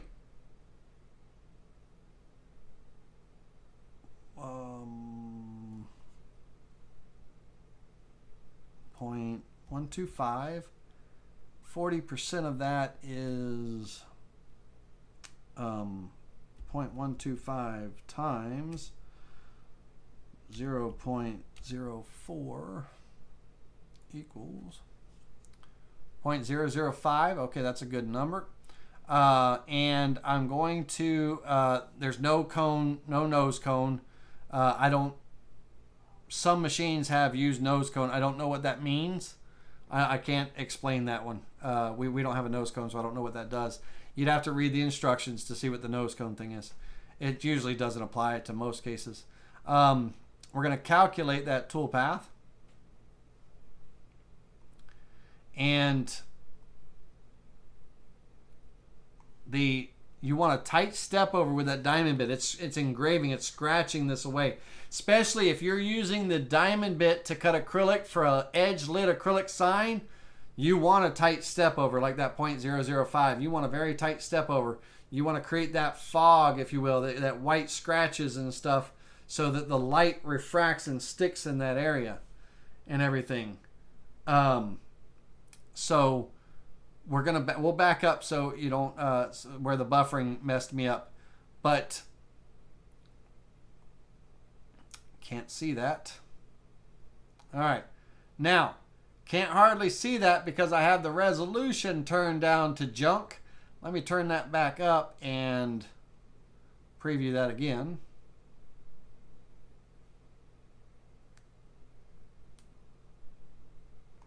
Okay, you can see that pressure and everything. I mean, it looks good. It'll look good in the design and everything, but on that diamond bit and stuff. But that's what you get. That's what it looks like. The example. All right, let's really quickly go back again. This particular diamond bit is a 90-degree 1/8 inch tip with a 0.002 line thickness. 0.002 line thickness. Now, look at my spacing and everything in here and everything, because my step over is 0.005, right? So if my line thickness is 0.002 and I'm stepping over 0.005, I'm creating these voids in between the lines. So in this case, I will step over just under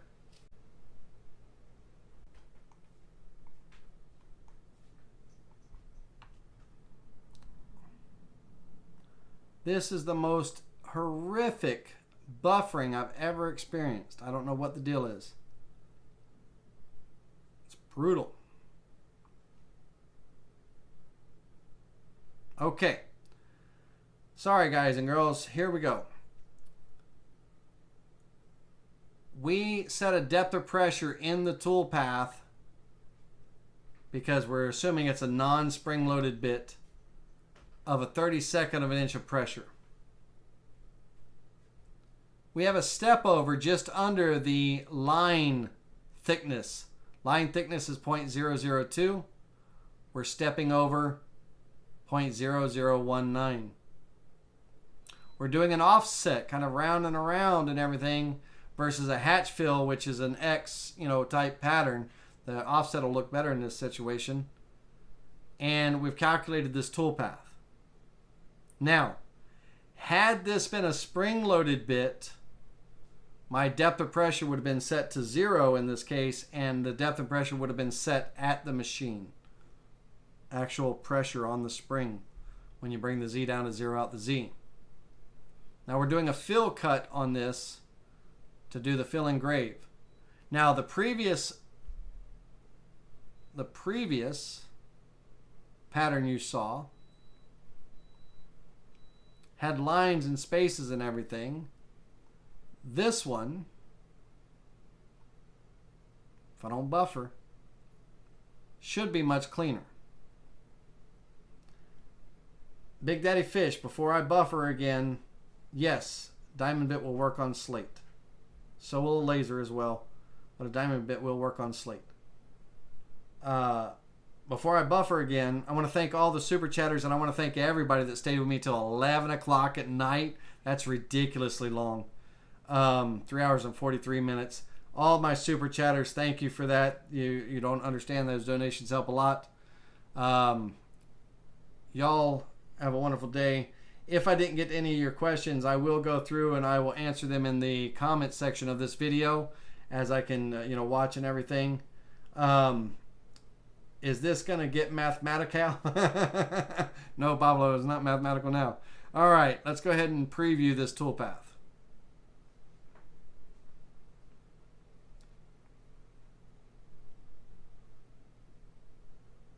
Okay.